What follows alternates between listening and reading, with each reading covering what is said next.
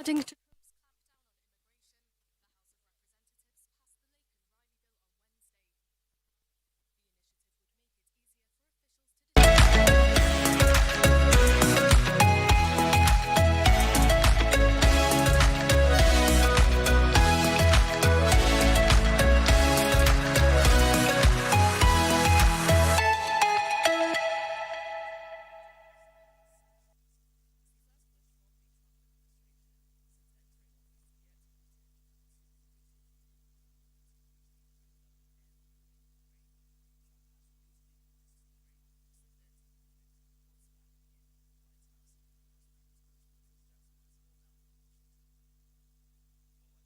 Tungane.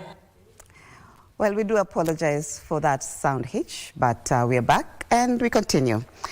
A very good morning from wherever you're joining us. This is Good Morning Kenya. My name is Marie Yambo, and today is Thursday, meaning that it's Entertainment Thursday. Vivian Degwa will be here together with DJ Unique to just take you through the show. My colleague Mike Megwe is also in the studio and will be taking you through some interview on youth and politics. So you want to stay tuned if you can. And just before that, we'll be looking at what is happening in as far as the news is concerned. And just to give you some highlights, where President Ruto commits to ensure a united country and warns political leaders against dividing Kenyans along ethnic lines. And man found with body parts arraigned in court. I'll be bringing you details of that in our corridors of justice later on within this bulletin, of course, business and sports. We begin right there, where President William Ruto says he is committed to ensuring the country is united and all Kenyans can enjoy development programs. The president, who was on his fourth day of the Western Kenya tour, said leaders should work at uniting and not dividing Kenyans on regional basis. He asked Kenyans to embrace leaders who unite them for the good of the country.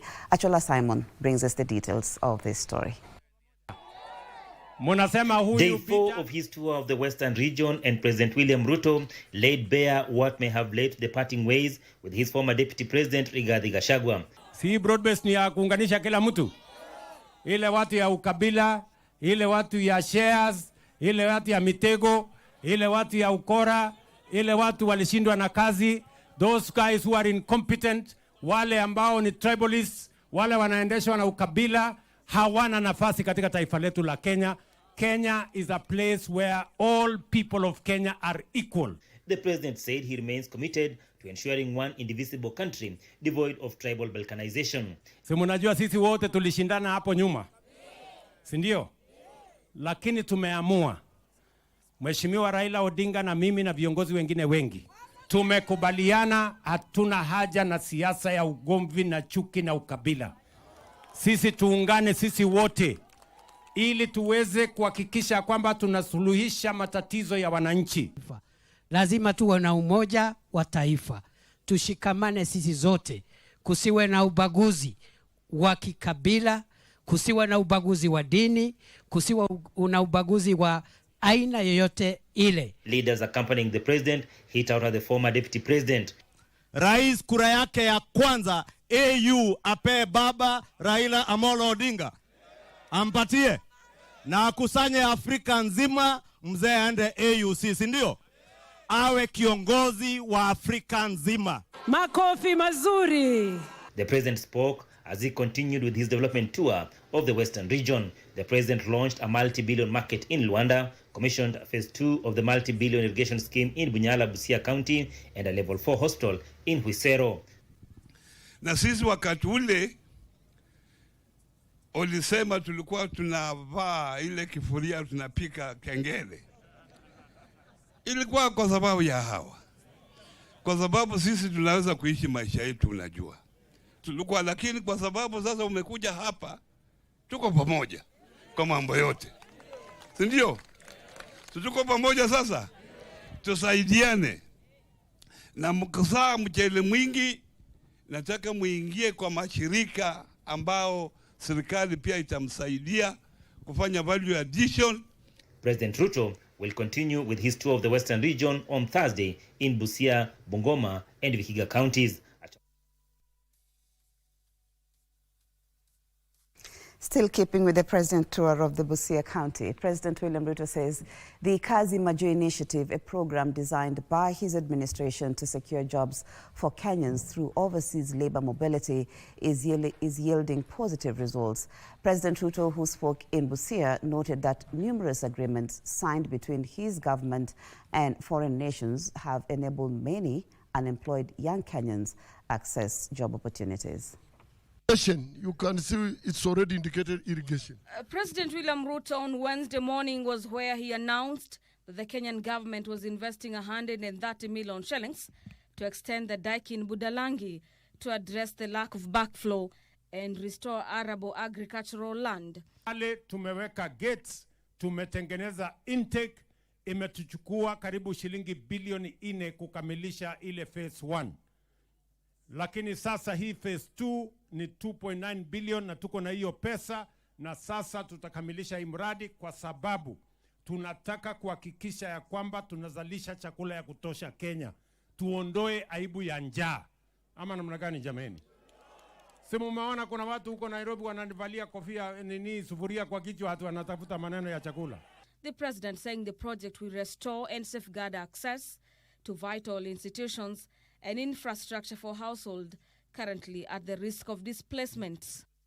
Mimi nawauliza watu wa Budalangi jameni, watu wa Bunyala, hii irrigation scheme yetu hapa ambaye inaunganisha Busia na Siaya. Hii program vile tumekamilisha mpango ambayo tulikuwa naye kule Mwea, tukaongeza another 20,000 acres of rice production in Mwea. Sasa tunataka kuongeza another 20,000 acres of rice production in Bunyala, kati ya Busia na hapa Siaya. During the tour, the president highlighted gains made by overseas employment program of the youth and Kazi Maju program. The head of state noted that agreements between Kenya and other foreign nations have been transformative as they have helped to formalize cooperation on labor mobility. Hii inchi hatutaki inchi ya watu wengine kujivunia na wengine kuvumilia. Sisi wote tunataka tutembee kwa pamoja. At the same time, Ruto dismissed critics on his labor mobility agenda, urging Kenyans to embrace the initiative and apply for employment in countries that have opened their doors to the Kenyan workforce. Sentiments echoed by leaders accompanying him, among them the deputy president.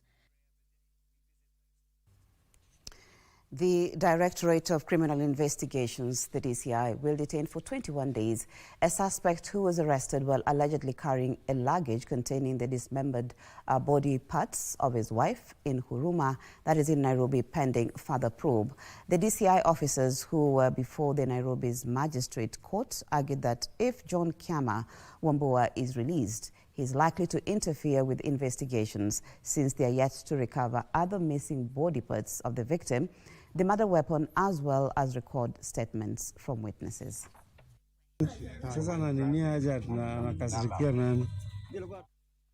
Imagine meeting with a young man carrying body parts of a human being in a sack like luggage.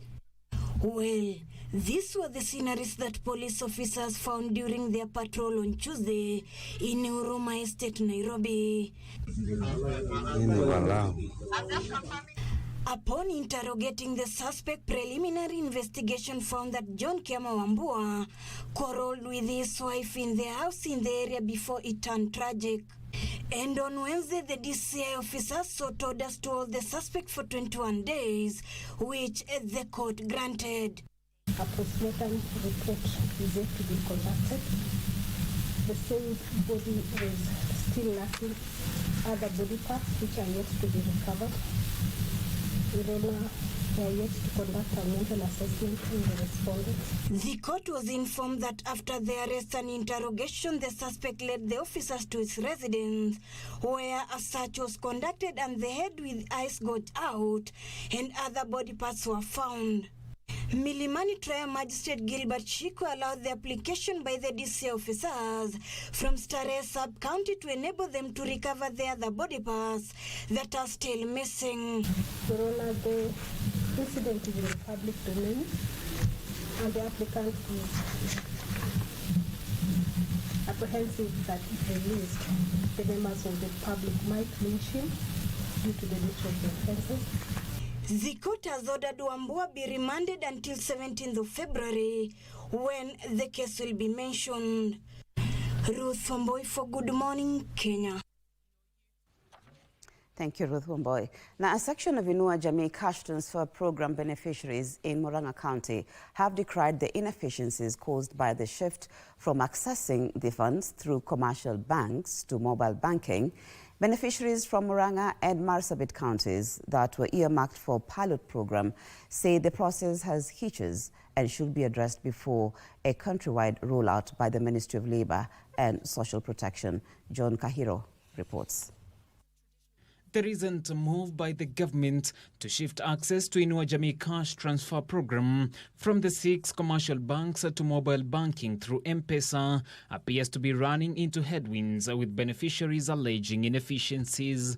In Murang'a County, one of the counties from which the program is being piloted, beneficiaries claim the transition has been hit by technology glitches, locking them from accessing the funds. A visit to the Telefonica Safaricom shop in Murang'a town, where beneficiaries with such challenges are being referred, paints a grim picture of frustrated yet needy Kenyans. For Esther Wanjiku, a 4-day journey to the facility in an attempt to enroll her 96-year-old mother from Gadera village in Maragua constituency has been nothing short of an uphill task. Ile mashida tumepitia hivi, tukapitia Maragua, na sio leo, hata juzi bado nilikuwa huko na nikakuwa huko. Sasa leo ndio wameniambia ati kitambulisho yake inakata, nikuje huku Murang'a. Mpaka saa hii saa 3 hatujahudumiwa. Yet all the efforts have so far proven futile. Nimlipie ngari mahali nimemtoa, alafu kufika mahali atafika, nitambeba na mgongo au tutafuta mtu mwingine anisaidie, nimpeleke na uko chini kabisa, hawezi kujireta. A similar frustrating tale is shared by Wanjiru Chege from Mathioya constituency, who tearfully narrates the endless attempts to enroll her grandmother to the program, with the system rejecting her identification card number.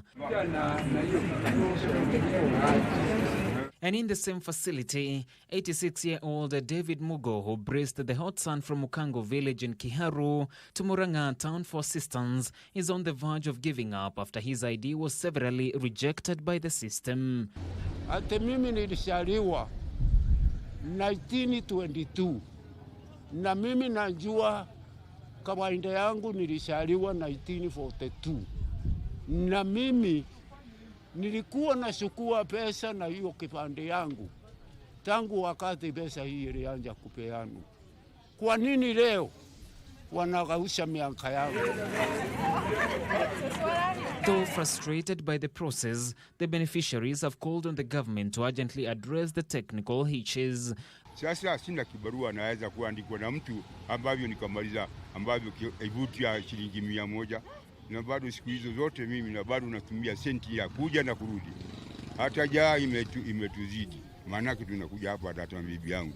Zote tukija hapa sasa hakuna hata nyumbani, tunawasha nyumbani hivi, tukitoka hapo tunakula pangalau kachai. Haya tulikuja hapa, ukija leo, ukija kesho, unaambiwa bado. The government will fully roll out the transition by the end of January 2025.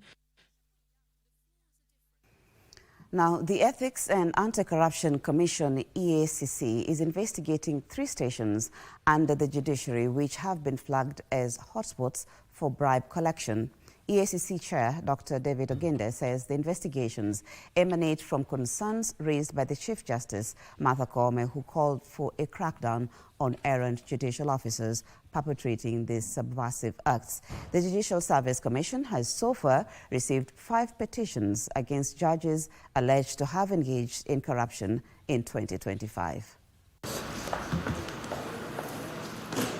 Barely days after the Judicial Service Commission JSC announced the commencement of investigations against judges, magistrates and staffers at the judiciary based on petitions filed by members of the public.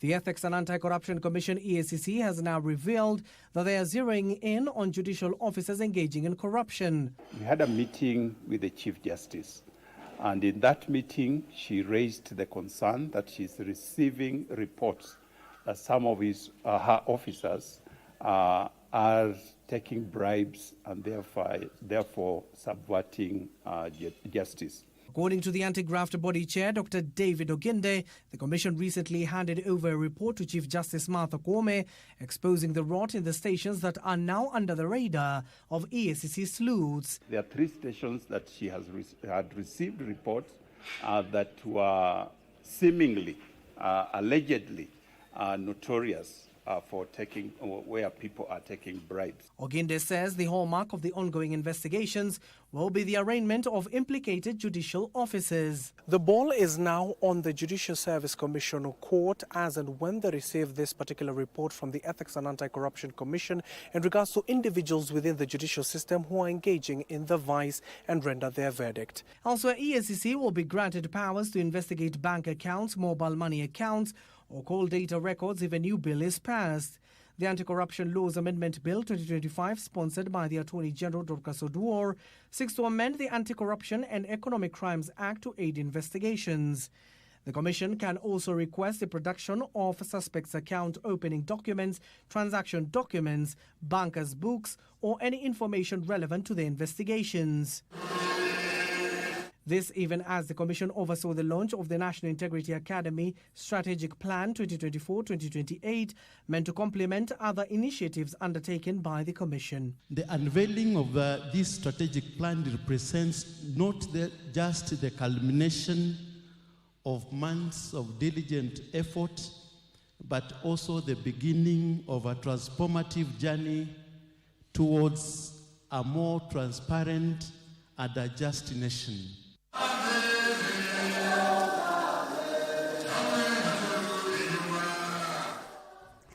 The Kenya Water Towers has now been officially disbanded, and its 113 employees will be deployed to the State Department in the Ministry of Environment and Climate Change. Environment Cabinet Secretary Aden Duale says 68 employees will be placed at the Department of Environment and the remaining 45 at the Department of Forestry. The CS says that the move by the government is aimed at saving resources and creating a leaner and effective workforce. On Wednesday afternoon at Kenya Meteorological Department, hundreds of former employees from Kenya Water Towers gathered to hear their fate. Environment Cabinet Secretary, who was accompanied by principal secretaries in the ministry, assured the 113 employees that none of them will lose their jobs. The CS noted that each of the employees will be placed in the 2 departments in the ministry. By tomorrow morning, they get all their deployments. So none of our staff, 113, are jobless. They have transitioned to the Ministry of Environment, Climate Change, and Forestry and its agencies. In the past, these reforms have resulted in staff losing their jobs in big numbers. While assuring them of their job security, Duale emphasized that their deployment was done based on their qualifications and work experience.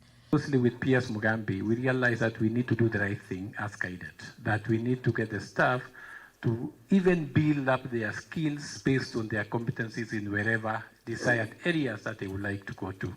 The CS, in hailing the government's move of dissolving and merging state corporations, say it will help in budget rationalization. So even the assets, movable assets, vehicles and everything, the way we have distributed 68 to State Department for Environment, they will have more assets. Then the other vehicles and other assets will go to the State Department for Forestry. Plans, according to the CS, are on to create a directorate that will handle net fund once moved to the ministry. So we'll send an amendment to Parliament. They amend for us, so they remove that clause. And then the National Environmental Trust Fund will also, with all the staff, I think they have about 40 staff, they will join our ministry as a directorate.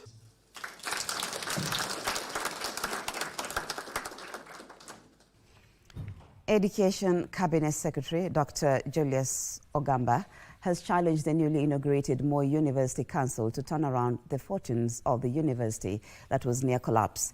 The Cabinet Secretary says the government is determined to restore the institution of higher learning to its former glory. He was speaking on Wednesday during the inauguration of the new University Council to be chaired by Professor Noah Midamba. In Eldoret, Education CS Julius Ogamba inaugurating the new Moi University Council appointed last week, tasked with the responsibility of saving the institution from collapse.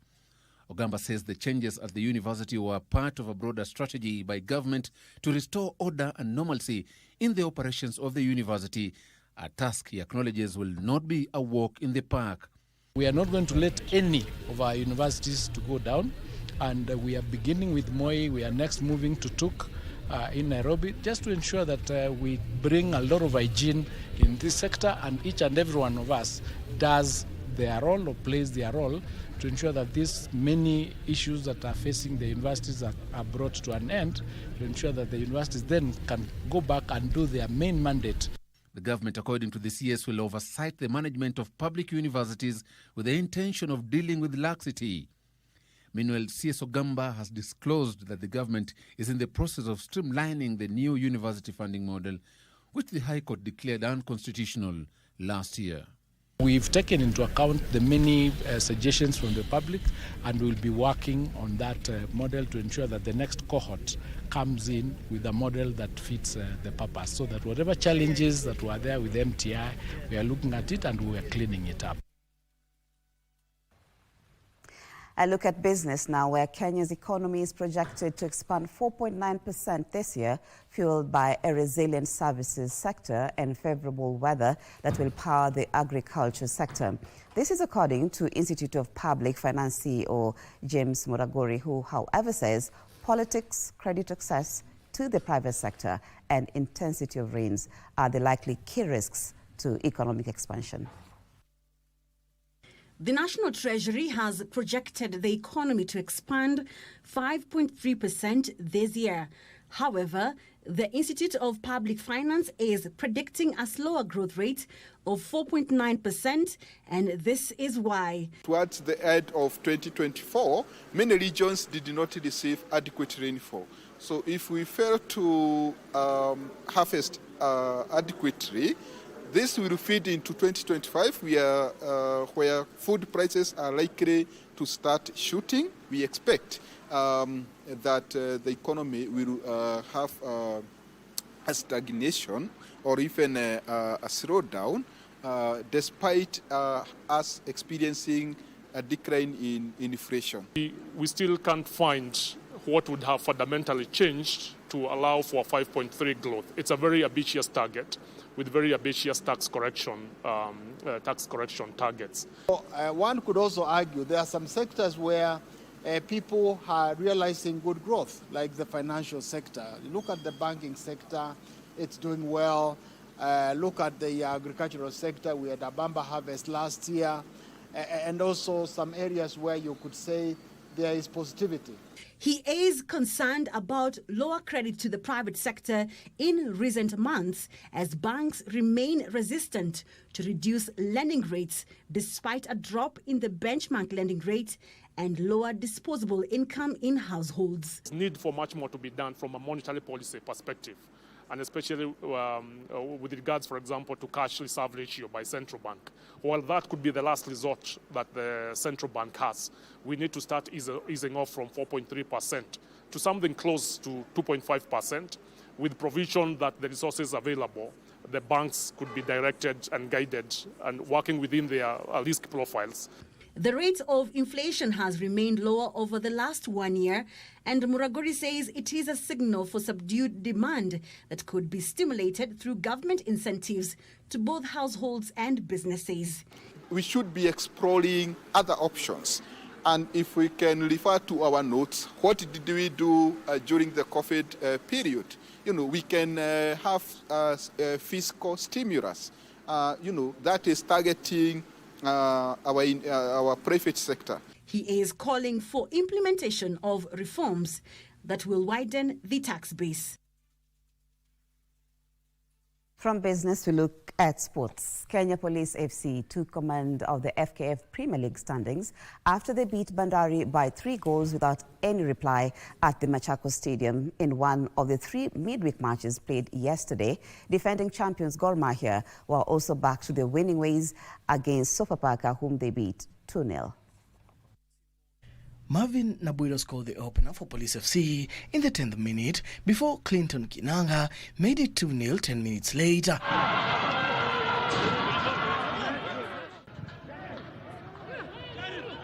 Okay, Laurent. Pasi inapigwa ndefu. Clinton Kinanga!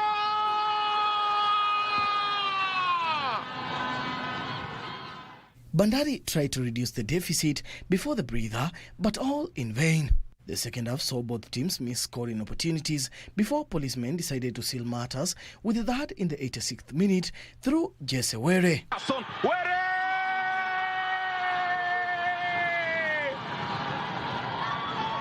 Following that win, Police FC lead the standings on goal difference ahead of Tusker, whom they tie on 33 points. Bandari are 8th on 23 points. In other matches, defending champions Gor Mahia rediscovered their winning ways to beat Sofapaka 2-0 at the same venue as AFC Leopards also won their match against KCB, whom they beat 4-2 at the SportPesa Stadium. Oh! Mesema imeingia. The sports news brings us to the end of the news this morning. Thank you once again for taking your time to start today with us here on Good Morning Kenya. My name is Marie Yambo. Coming up next is my colleague, Mike Megwe. He'll be bringing you an interview on youth and politics.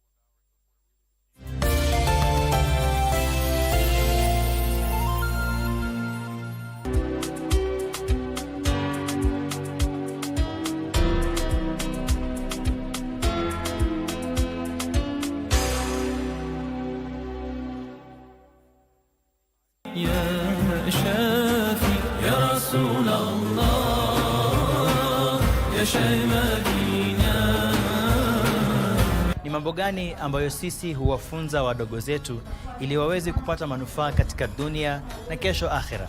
Ni maneno yenye kupandana, maneno yenye kuzidi, maneno ya ziada. Ni neno moja lakini ina uwingi wake, ina faida mingi ndani yake.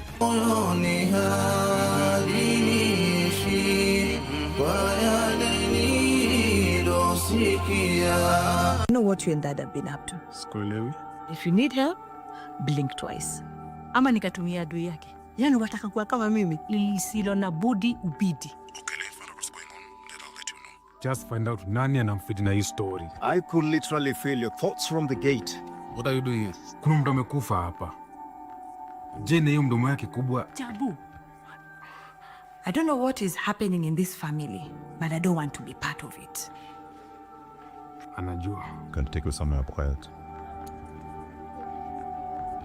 Taki mambo yongelewe kwa hii nyumba yangu tena. Ni sawa. And what is it exactly they're hiding from you?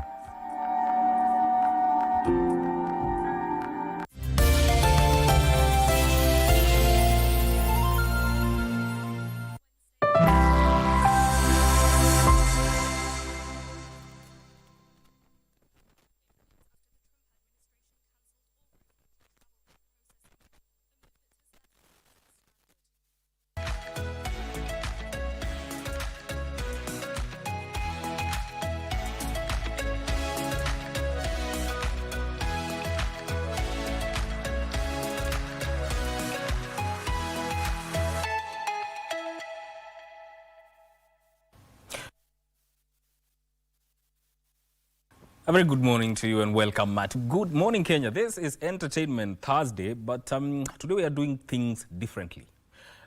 Before we get into the entertainment part, we want to talk about matters youths. And today we want to focus on youth political participation and decision making. There's a new segment that is going to be very informative, and especially for the youths, especially when it comes to matters inclusion in governance, politics, and decision making. So it's going to be a very interesting conversation. And in studio, I'm joined by Darren Hart, who is a member of, who is a council member of Tukutuke Movement.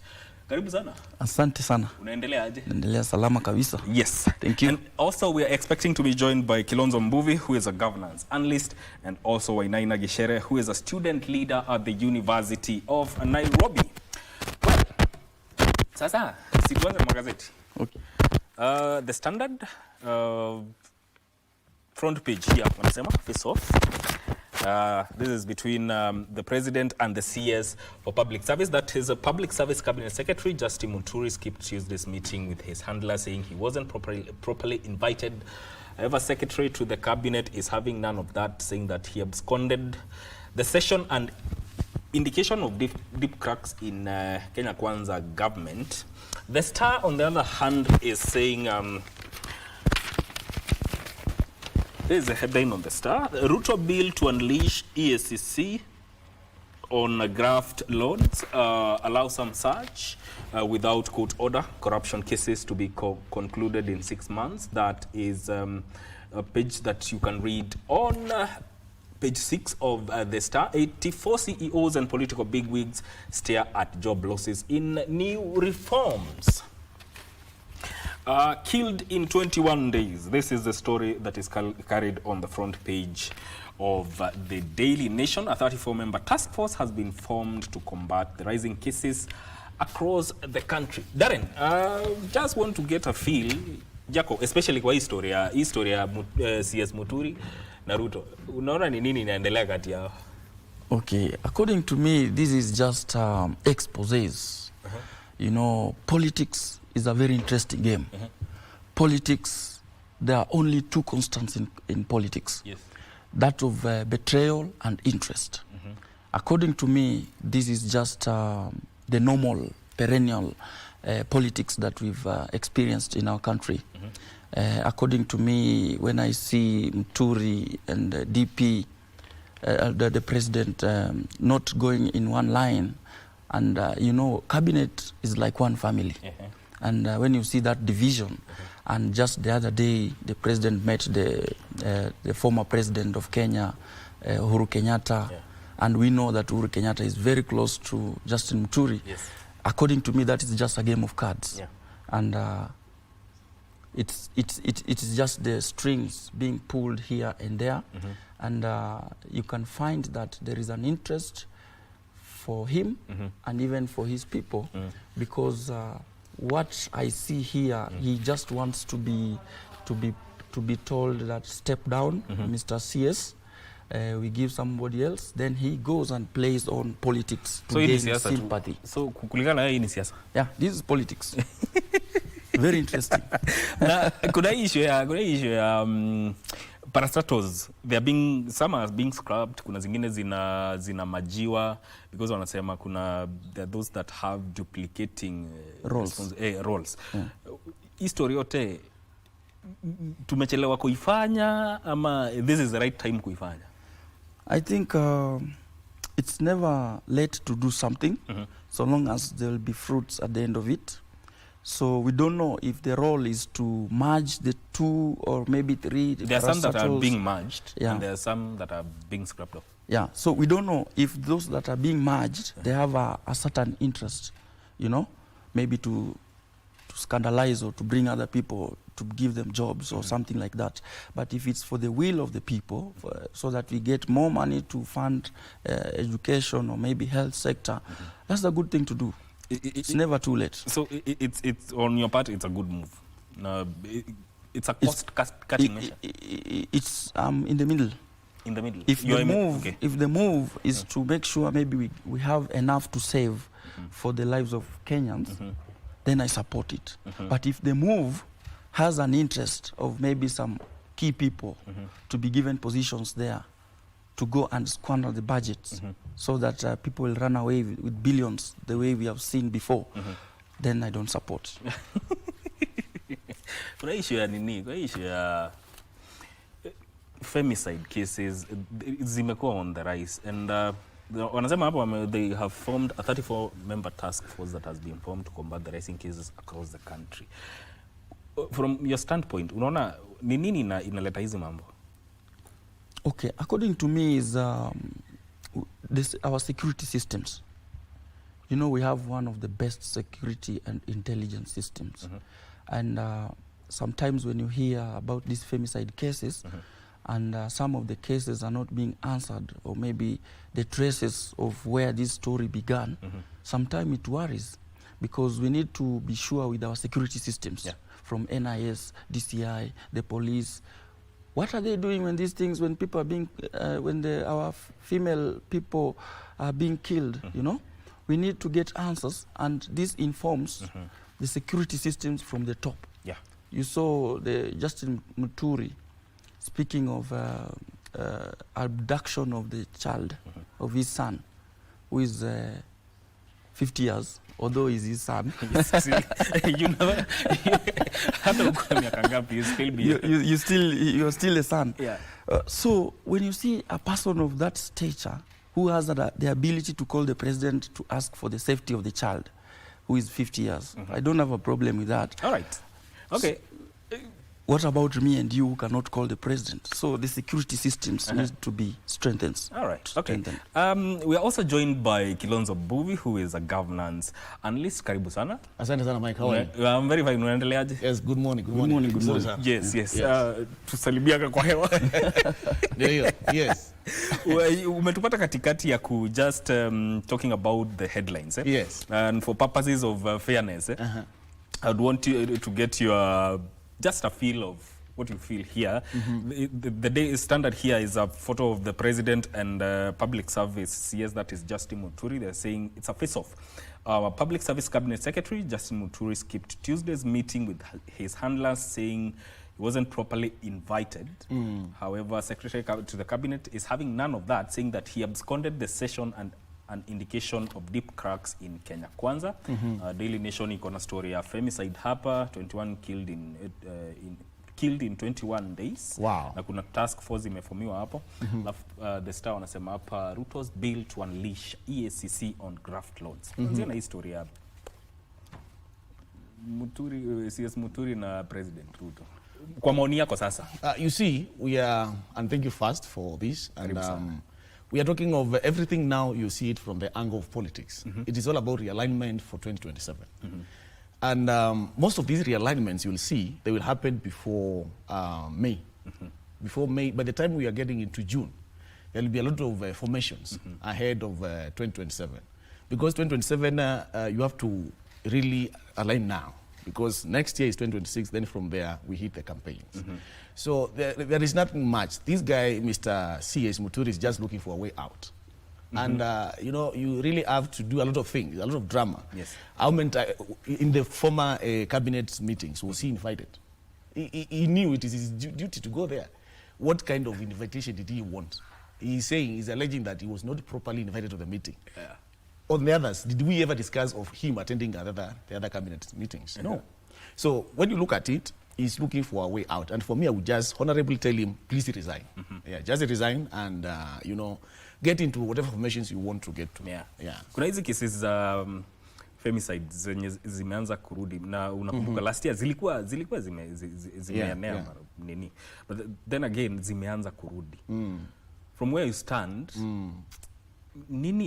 what is the cause of femicide issues? Maybe we talk of them of being in the rise. They have been there. For me, I'll go back to the family unit. And family units, these things, there's so many of reasons why there are those family femicide issues. But again, at the family level. That's where we should really work with the stakeholders. We are talking of the church, we are talking of the counseling departments of our different levels. Yeah. So for me, before we even get to the security, to the police and all that, yes, they should play their role. But to reduce them, we should go back to the family level. What are the values of our society?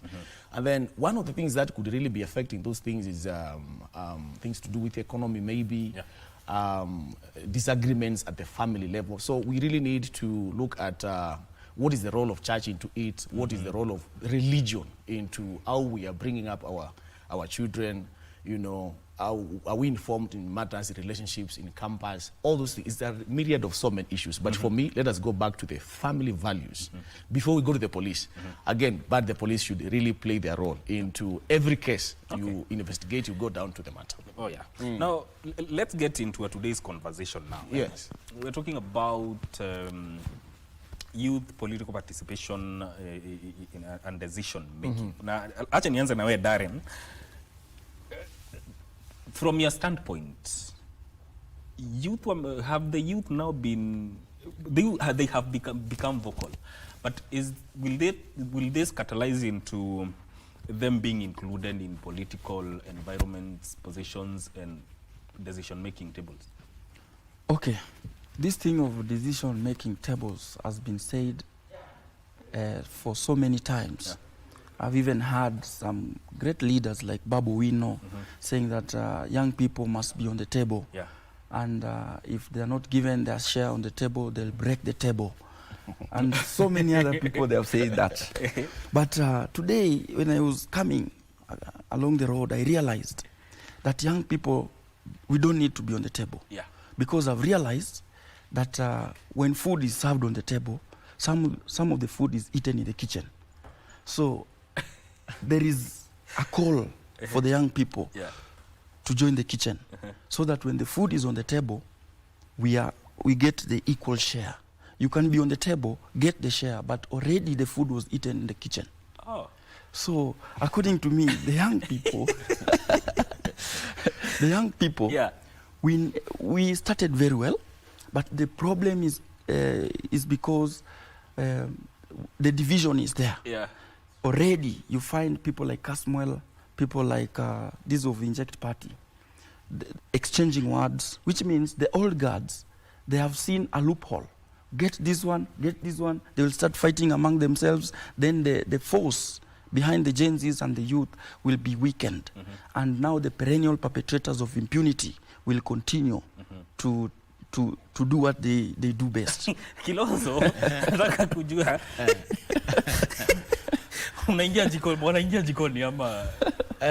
You know, all of us have grown with the stories of you know, youth. Yes. We are the leaders of tomorrow.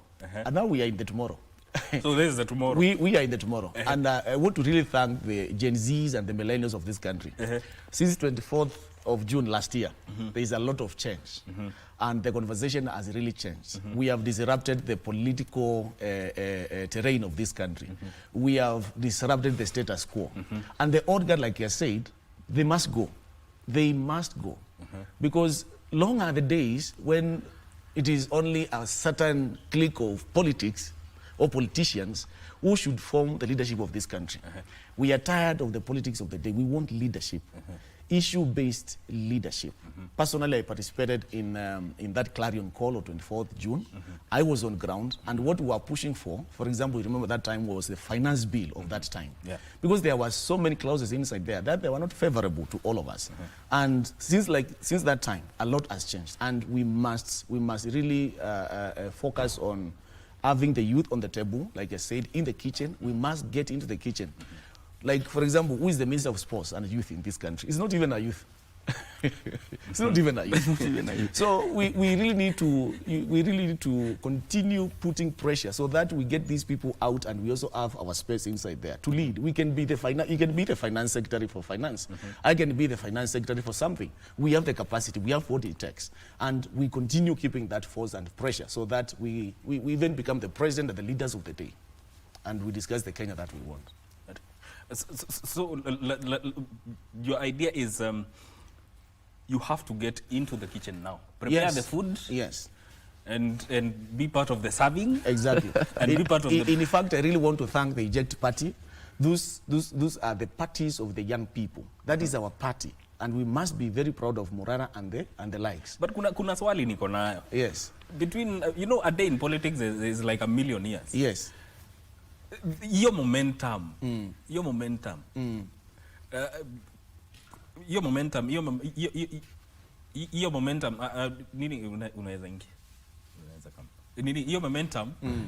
Wainaina Gichere is joining us. Karibu sana. Good morning Kenya. Karibu sana. Tunaongea mambo ya kuingia kitchen, kuprepare food, but acha kwanza but kuna kitu nataka uniambie. Momentum. Nimesema one day in politics is like a million years. Yes. Your momentum ilikuwa last year. Youth. Because they are talking about governance, finance bill and all that.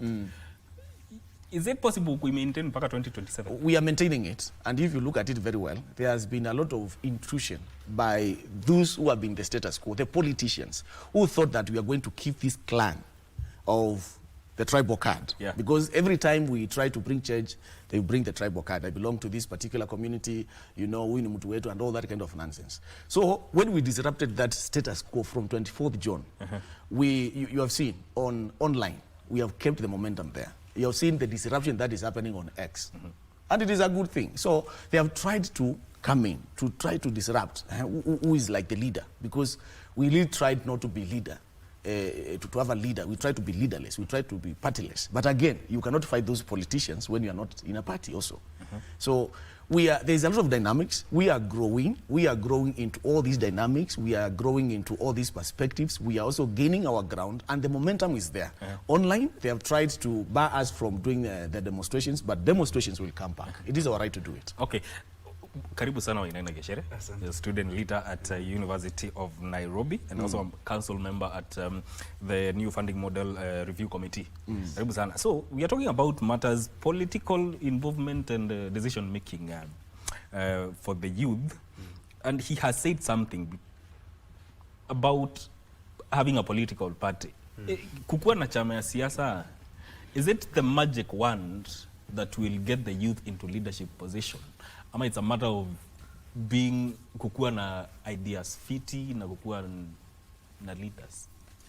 I believe having a party saisi, it is not that important. And you've seen what it has done. Look at Murara before he formed Inject. Murara was a whole movement, but he didn't understand how this movement is. The youths right now don't want things to do with the parties. We don't, personally, we don't trust parties.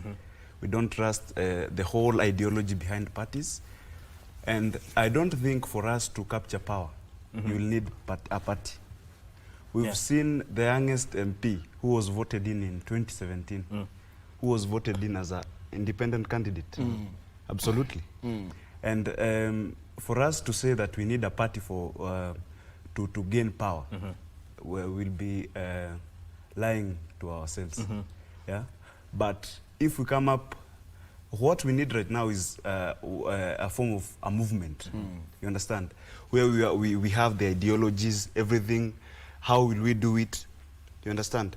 But coming up with the thing of parties right now, I don't believe it is a wise move. Yeah. And when you look at even the general mood of the country, the youths, look at Kasmuel. Kasmuel was a big movement before he joined ODM. Look at Murara. Murara was a very big movement before he joined ODM. But at that point, can I also ask, is it good maybe, or is it wise we do have two fronts? We fight the battle in two fronts. Maybe we can maintain the movement.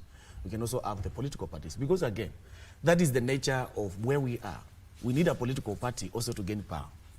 Okay, Darren, is it a must to have a political party to have the youth coalesce around, let's say, mtu young kama wao?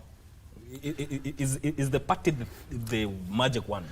Thank you for that question. And this story is very interesting because one of the problems of our country is the parties. There is no party in Kenya that has an ideology, that believes in a working, verifiable ideology. all these parties that you see, ODM, UDA, I don't know, Musalia Mudavadi's party, they merged. These are parties that protect the founders' allegiance, you know. When I want to join ODM, the first person that comes in my mind is Baba. When I want to join UDA, I see Mr. Ruto. You see? But there's no ideology that will inform my decision of joining a party. So those parties, and young people, it's good that you've called young people in this discussion, because most of young people, they suffer in party primaries. You go to nominations, if you don't have 10 million, 5 million, you cannot be given a ticket. And so we need, even the young people, we need to say no to parties. We only vote. On the flip side, my brother. Just wait, let him finish it. Let me build my point first. Okay. Let him take it slow. Take it but slow. There's a flip side. There's a flip side of that. Let him finish his point. Okay. In Kenya, we don't have a party with ideology, with an ideology. And as young people, because we are the majority, we can say no, we are not voting for anybody from a party. Come out of that party. If we like you, sign our pledge as young people that you'll do 1, 2, 3, 4, 5. Because we have the numbers, we can vote you in, because it will be very easy for us to put you to account. Nowadays, people are elected under parties. They go to parliament not to represent the people, but to represent the party owners, what they want to push in government. You saw how the finance bill was. People are voting opposite with what people want. Just because me, I'm an ODM, this vote must go this side. I'm an UDA member. So when you go to inject party, the way he said, you'll be voting for Morara, what Morara is saying. Okay, And the same party he called inject party, they don't have an ideology. Okay. Listen. Be that as it be. They say that they are accountable, they are transparent. That is not an ideology. Be that as it That's may. balderdash. You see, to that. The partyless, the leaderless, they also have an ideology, right? That is where I'm talking about independent. Good. Then, at the end of the day, in whichever formation you are going to find yourself, you may call it a party, you may call it a movement. But you see how the government dealt with us.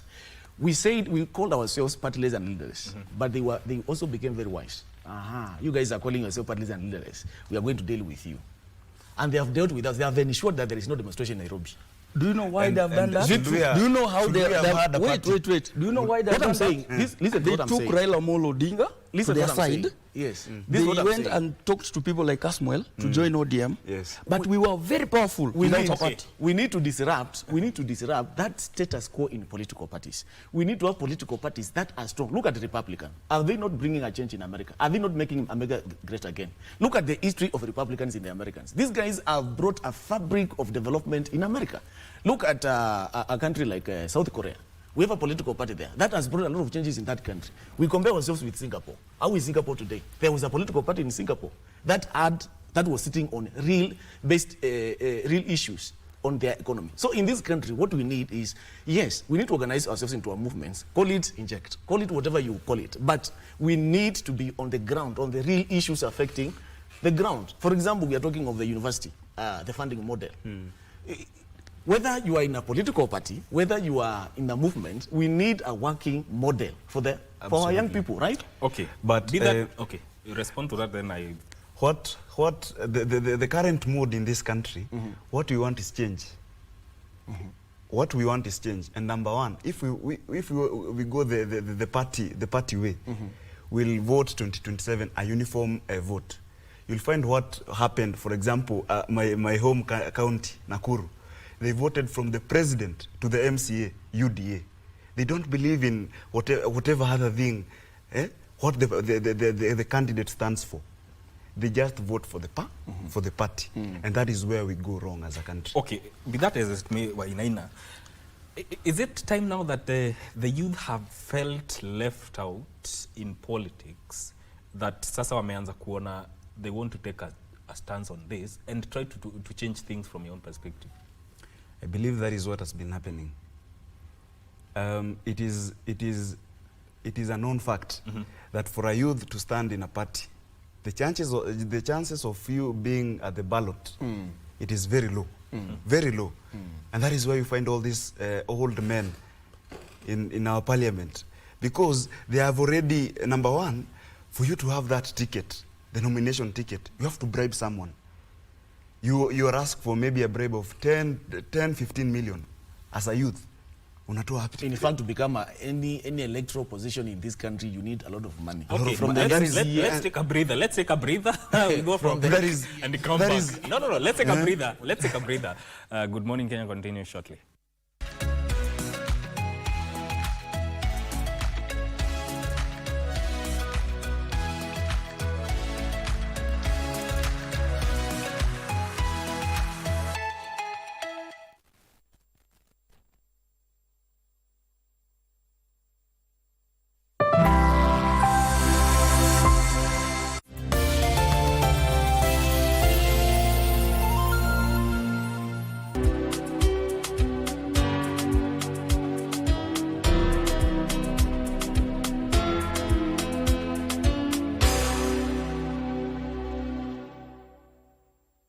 Jumamosi hii kwenye Mkulima tutakuza miche kwenye kijumba. Tunataka encourage youth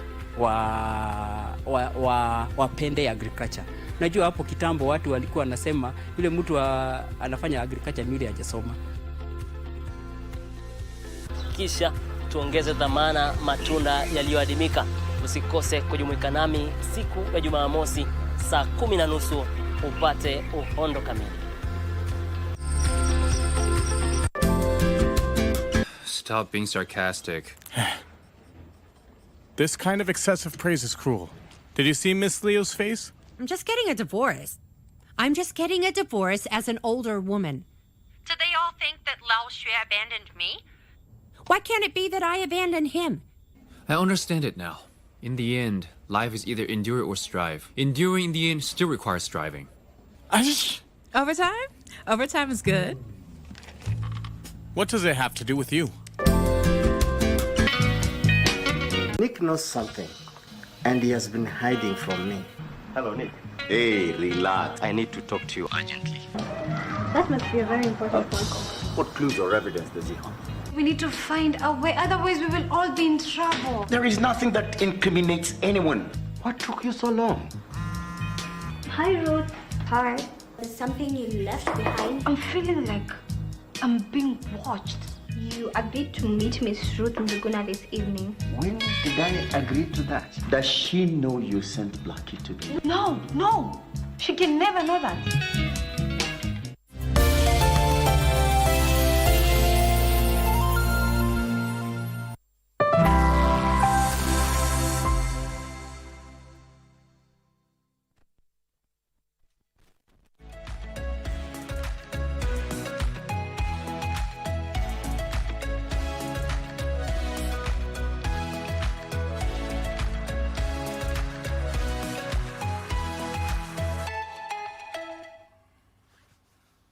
If you're just joining us, this is Good Morning Kenya's Entertainment Thursday, and henceforth we are going to be doing it differently. Before we get into the entertainment part, matters to do with youth and politics, governance, tutakuwa tunaongelelea hapa. And in studio I'm joined by Kilonzo Buvio, who is a governance analyst, Darren Hart, and Wainaina Gishere. So there's this issue of youth getting into elective politics. You are addressing it. Continue on that point. I was saying, number one, we've made it so hard for a person under the age of even 40 years to have an elective position because of the one being on parties. For example, it is very hard, very difficult for you as a youth to be elected as an MP in Nyanza region without the support of ODM. Exactly. It was very hard for you to be elected as an MP in Mount Kenya region in 2022 without the support of UDA. And by that, the parties have made it like a business. For you to be nominated, for you to have that certificate of nomination, you'll have to bribe some people. And we've even heard of those people who hold those positions saying the certificates are only awarded to the boyfriends and girlfriends and some friends of those politicians. Yeah. So for a youth who, for example, someone like me whose father is not known, whose mother is not known, doesn't have money, it will make it so hard for me, even though I have a plan, even though I have everything that it takes to lead a constituency or a ward. very hard for me to be elected. And that is one thing that we have to condemn in these parties. So number one, for us to do that, we have to do away with all the whole ideology on parties. If parties worked, then the ideology that ODM stands for, then a person who stands with ODM to be elected in Nyanza, no, in Mount Kenya, should be elected. But that is very hard for it to happen. Why? The other thing, parties have become very tribal. Yeah? You'll find that all UDA, most of the people in UDA are from Rift Valley and Mount Kenya. You'll never find, it is very hard for you to find a person in Mount Kenya who is in ODM. So we have made it very tribal for the thing on parties. It is very tribal. And one thing that the Gen Z movement stood for is being tribeless and leaderless. Okay. So that we can achieve the whole thing on change. Okay, acha nikuulize hii swali. Being tribeless, leaderless and everything else.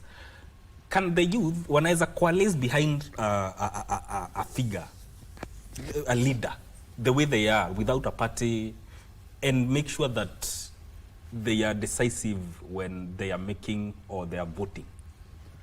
Okay, I'll answer that question from this angle.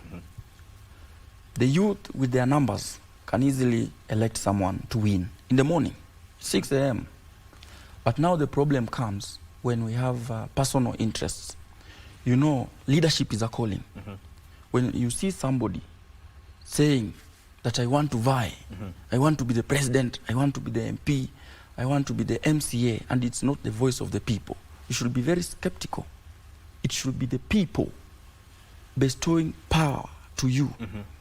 And the problem comes when these youth, who are vocal, who are known, they say they want to vie this position, that position, and the political elites are watching. So they approach these people individually. And those people, because they know they can easily be removed because they don't have the numbers, they bring division among the youths. And that's why, just recently, you saw Morara Kebaso and Kasmal exchanging words on social media, on Citizen TV.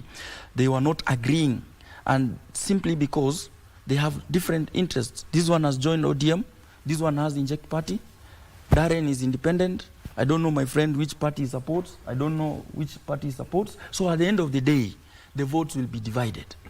But if we maintain unity, because as young people, if we don't wake up, nobody will change our country. So the question here, Kilonzo, is how do we sasa hii unity that Darren anaongelelea, how do we maintain it given that we are now in 2025 na elections are in 2027? Unajua wanasiasa wanataka tukae tukiongea story ya unity, leaderless, partyless. Wanataka sana tukae kwa hiyo story. Because listen, what happened in 24th June, let me just flash us back, was a very good thing. It was a revolution.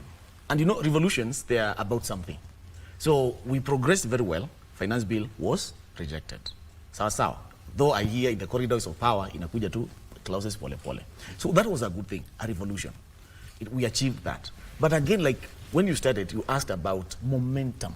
Exactly. Sawa. Yeah. So EU partyless, that revolution was towards something, was a clarion call towards something. We achieved that. But now again, this is my proposal. If we want again to ascend to power there, yes, it is not a must we go with a party.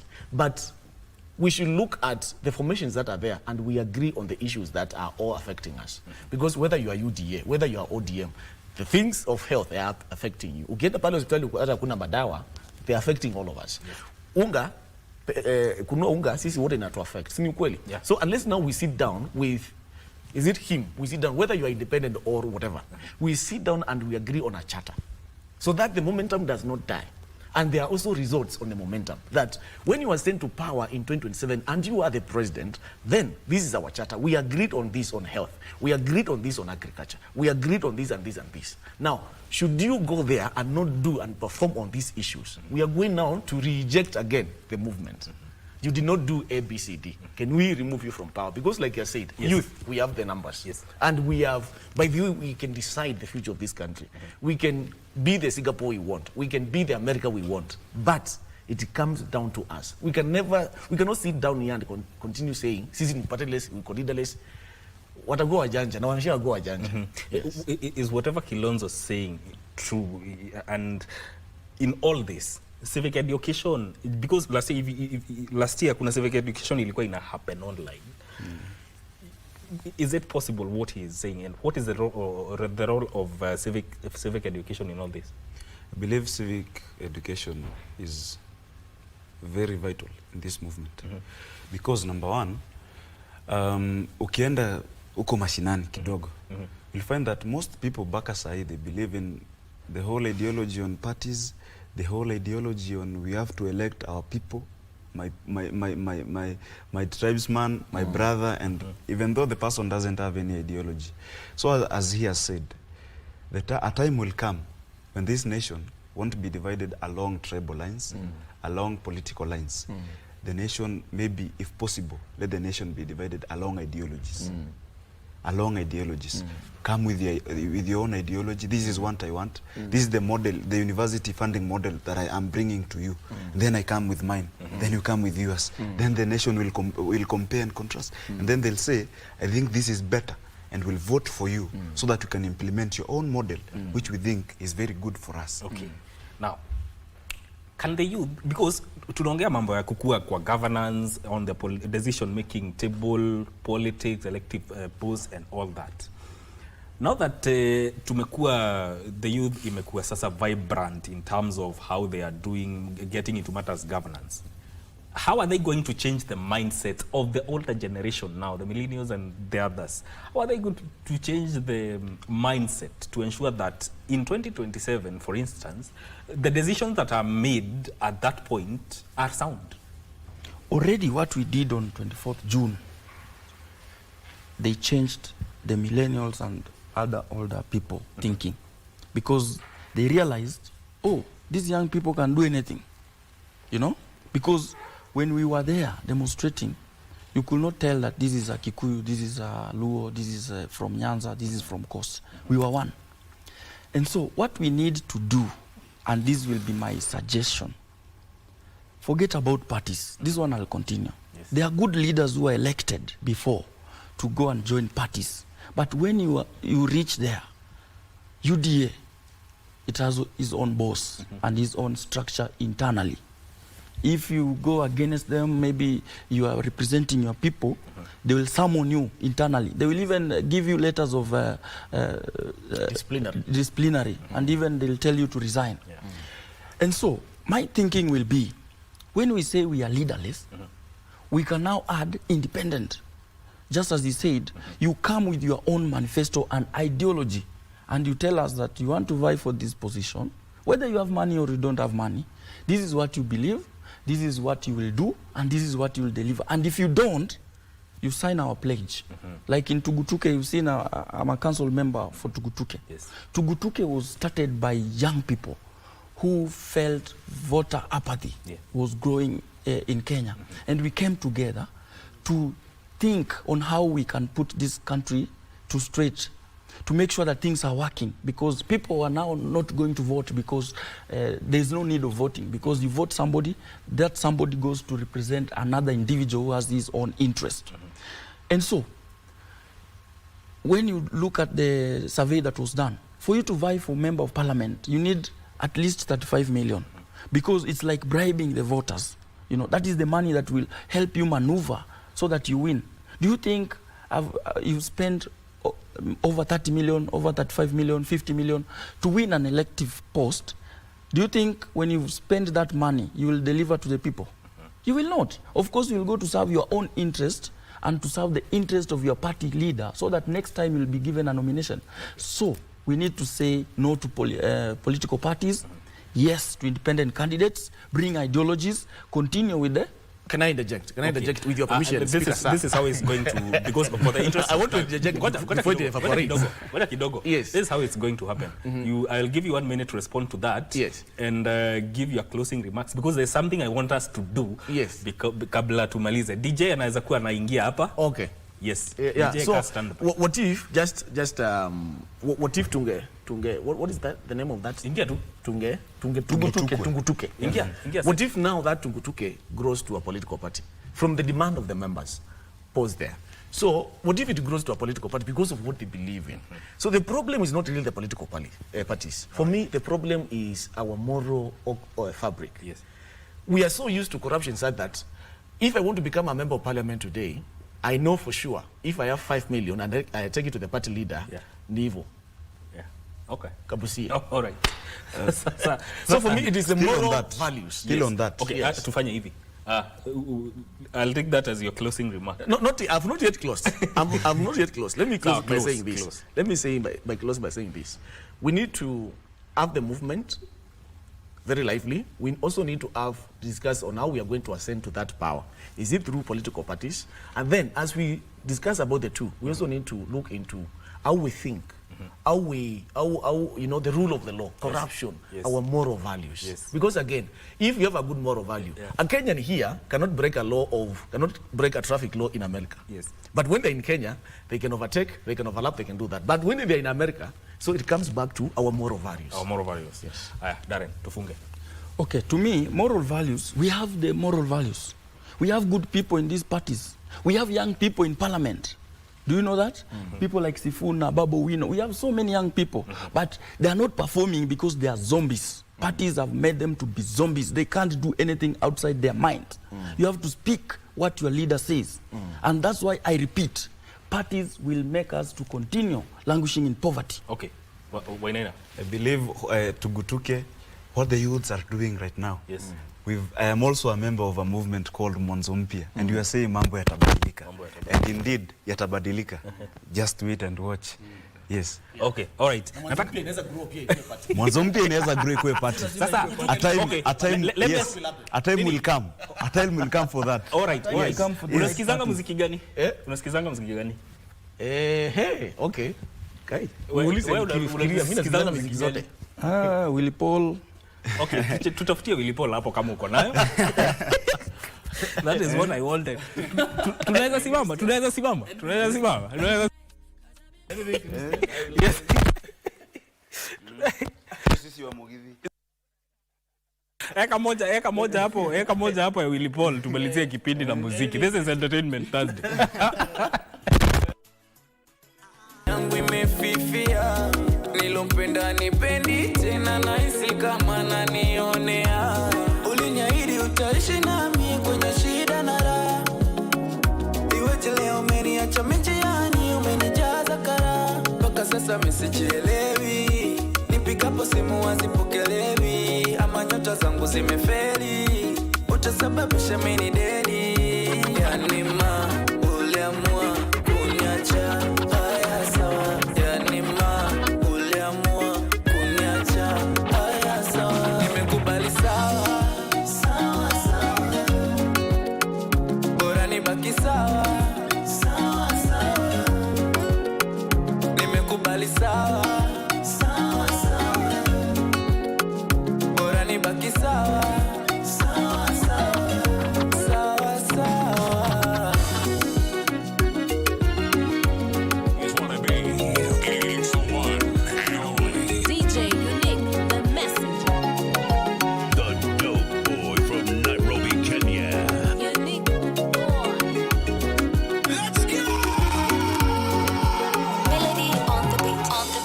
si mimi ni moyo wangu, silikupenda hisia zangu, ilo umenipa jeraha na iko sara, nikiwaza baby wangu ulivyo kifaa. Kosa gani nilokufanyia?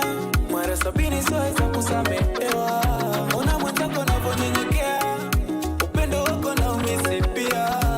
Yani uliamua kuniacha, haya sawa. Yani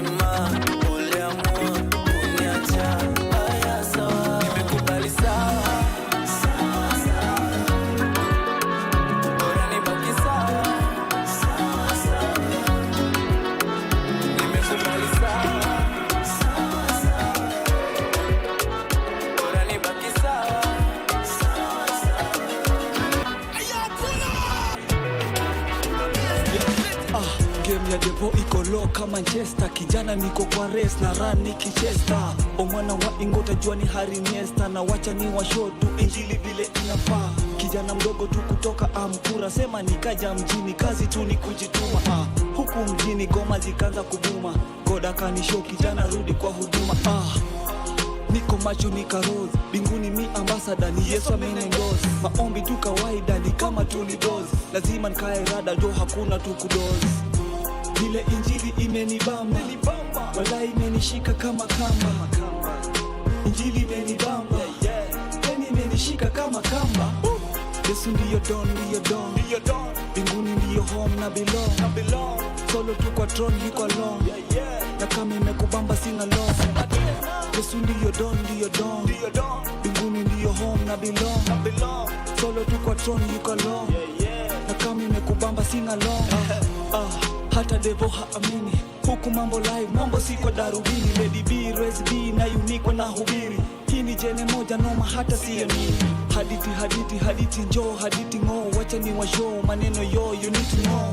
Leo yangu iko sawa, sika before. Deva kiniona toka teke, huyo bio. Kama mashimana na enjoy, na kama siyo jana leo jua ni today. Devo ako na mchezo ni kama two toys, ako mwendo pole pole ni kama tortoise. Yeah. Vile injili imenibamba, wala imenishika kama kamba. Injili imenibamba, yani imenishika kama kamba. Yesu ndiyo don, binguni ndiyo home na belong. Solo tu kwa throne yuko alone, na kama imekubamba sina long. Yesu ndiyo don, binguni ndiyo home na belong.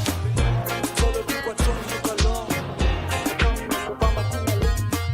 Mshikaji wangu waipisikia, mtoto mmoja nilimzulia, anasema tumfate moro, kuro nakotoka wapogoro. Yepo ninasije, tukifate tuonekana wadhaifu. Wewe unaonaje, wewe umechukuliaje, kama vipi mtoto hangeshuka da. Anasema kuja da hatuweza, kwa nini? Pia wazazi kugombeza, yeyote sababu yupo skuli, akimaliza mbona itakuwa shwari. Sijifanye una uhakika we chege, sijikuonekana sisi ni mabwege. Labda kwa chukandaya, sisi tuna kitu itakuwaje. Safi kwa ukuna noti, kitosha mdodo cheki mtoto blueberry. Toto safi kwenye friji kila kitu kosi, inga na yudevu kicheki mikosi. Basta na vipi cheke twende moro. Mama waipi basta twende moro. Mama baby mitakuja moro. Yesu bili kwanza ntonge na masera.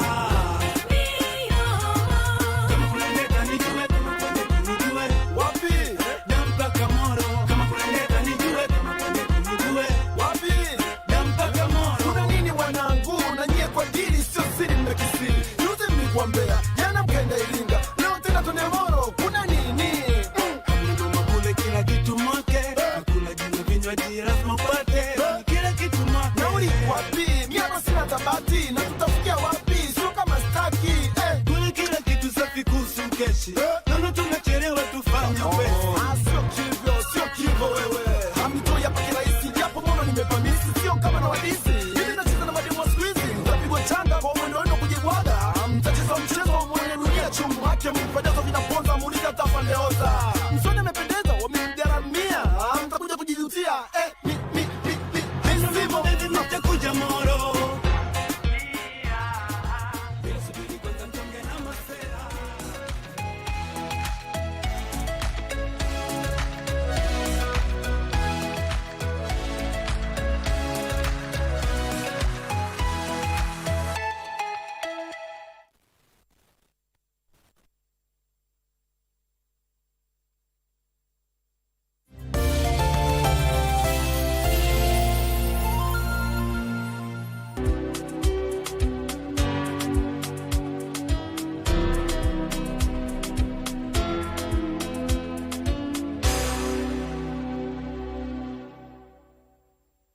يا شافي يا رسول الله يا شاي مدينة. Ni mambo gani ambayo sisi huwafunza wadogo zetu ili waweze kupata manufaa katika dunia na kesho akhira? Ni maneno yenye kupandana, maneno yenye kuzidi, maneno ya ziada. Ni neno moja, lakini ina uwingi wake, ina faida mingi ndani yake.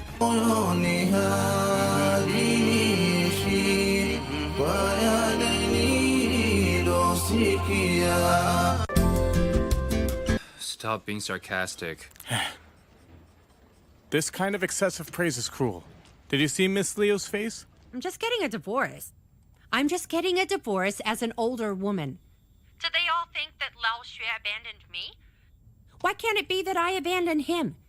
I understand it now. In the end, life is either endure or strive. Enduring in the end still requires striving. Overtime? Overtime is good.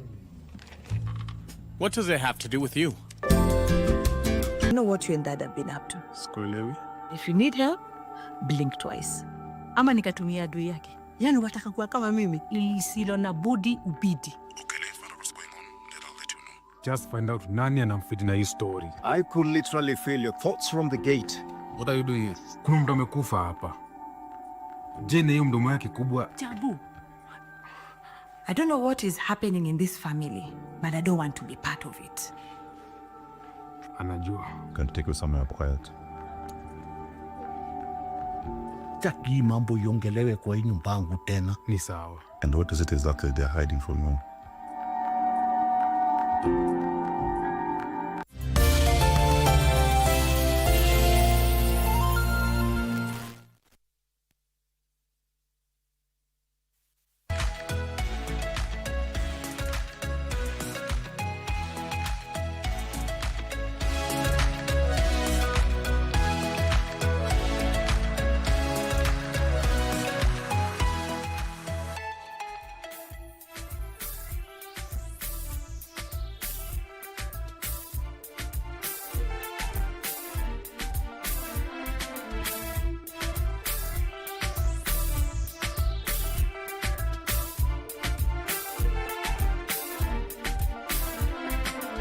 Nimekewa madawa, siwezi kuacha, kila mali unaenda mimi nakufuata, siogopi kukuambia mimi nakupenda, watu wivu nao zao ni kusema sema, huyo manza alipigia simu mimi hata simjui, mimi nimekuwa studio tulikuwa naye wapi juzi, hizo ni uongo na unajua, mlango wangu kozo kutoka fridi nimeifungua, unasema hapana, hapana, huku kilia mimi navumilia, mimi nakazana, after yote siamini bado zinaniambia nakuaga kwa heri, nami nakutakia laheri, kukupenda mimi siwezi, jamani mpenzi kwa heri, nakuaga kwa heri, nami nakutakia laheri, kukupenda mimi siwezi, jamani mpenzi kwa heri. Nashughulika kila kitu yangirudi fiti, ndio lipotea tu mtano fulani imechizi, silali kusema ukweli sikuli, kezani vana hata skuzi sichuli, nipige makofi labda naota, manikuache pema nasikia nikani nimechoka, kuzitetea paliliko mapalisiko, na sasa tumetupa miaka 6 hivyo, unasema hapana, hapana, huku kilia mimi navumilia, mimi nakazana, after yote siamini bado zinaniambia nakuaga kwa heri, nami nakutakia laheri, kukupenda mimi siwezi, jamani mpenzi kwa heri, nakuaga kwa heri, nami nakutakia laheri, kukupenda mimi siwezi, jamani mpenzi kwa heri. Hasira ni nini bana, tulia, biashara yetu bado mimi nimeshikilia. Know the lyrics.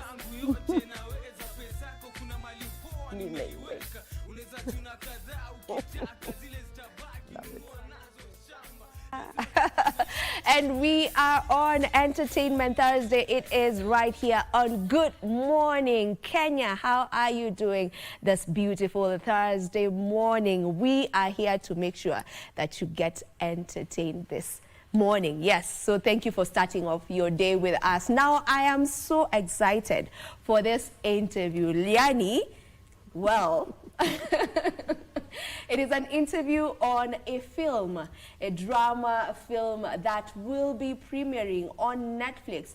A drama from the 254 going by the name Cash Money. Yes, we have yet another film on Netflix. It will be premiering on the 31st of January. That's the last day of this month. And I have part of the cast members of that show right here with me.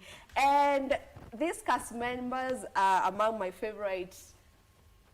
Let me say celebrities. I was to say people, but let me say celebrities. I want to begin with a very beautiful Sanaipe Tande. Sanaipe Tande is my favorite female artist in East Africa. Yeah. So we have the beautiful Sanaipe Tande. She is a musician, she is an actress, she is an all-round entertainer. And we are more than pleased to have her right here on the show today. Welcome to the program, Sana. Thank you so much. I'm happy to be here. You just had to start with that song. Eh? Yes. That takes me back. My goodness, that's like so many years ago. Could you do a bit of the chorus? Are you paying me? Well, just for a fun. Are you going to sing with me though? Yeah, of course. Let's go. So I'll take it a bit low because then, you know, it's been quite a busy January. Tukiwa na wewe mambo yako yenda kombo, japo nisonge hapo matatizo yako yakoma. But today I'm not here in the capacity of a singer, I'm here in the capacity of an actress. That's more than enough for us. Just that beat, just getting to hear your voice. Right. So welcome to the program. Thank you. And then we have Mwalimu JSO himself, John C.B. Okumu. He is a veteran. Veteran, please underline in bold, yeah. Veteran, actor, and journalist. How are you, Mwalimu? I'm very well, and I'm afraid I have to sing too. I'm not going to be outdone by Humpty Dumpty sat on a wall. Oh, wow. Humpty Dumpty had a great fall. Indeed. All the king's horses and all the king's men couldn't pick Humpty up and again. Right. That's why you're a veteran. Yeah, right. Where 1-1. 1-1 is the score. Okay. Oh, you decided you're not gonna be left behind. No, You were gonna. No. Just had to sing. I think I'll also pick a song to sing. Yeah. Ah, there you go. I mean, let's start with the singing. Which song will I?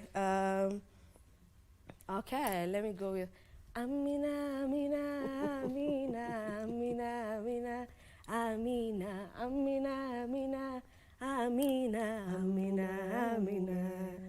Let the people choose. Let the people choose. My husband, this is my other song. Yeah, that's yeah. It's By the way, before we got married. Yeah. Well, I don't need to sing anymore because, you know, he has all the bucks and I'm quite all right with that. Now we're gonna get into that because we are actually floating. We do not understand. Okay. So yeah, let's get into Cash Money. It is Right. a pleasure to have the both of you on set. Now, Cash Money is one film that is. Sorry, Pipi, this is my wife in the series, by the way. Yeah. Are we going to use the Kizungu film? Is it not a series? It's a series. It's a series. It's a limited series. series. It's a limited series. Yes. All right. Yani kunazo sita.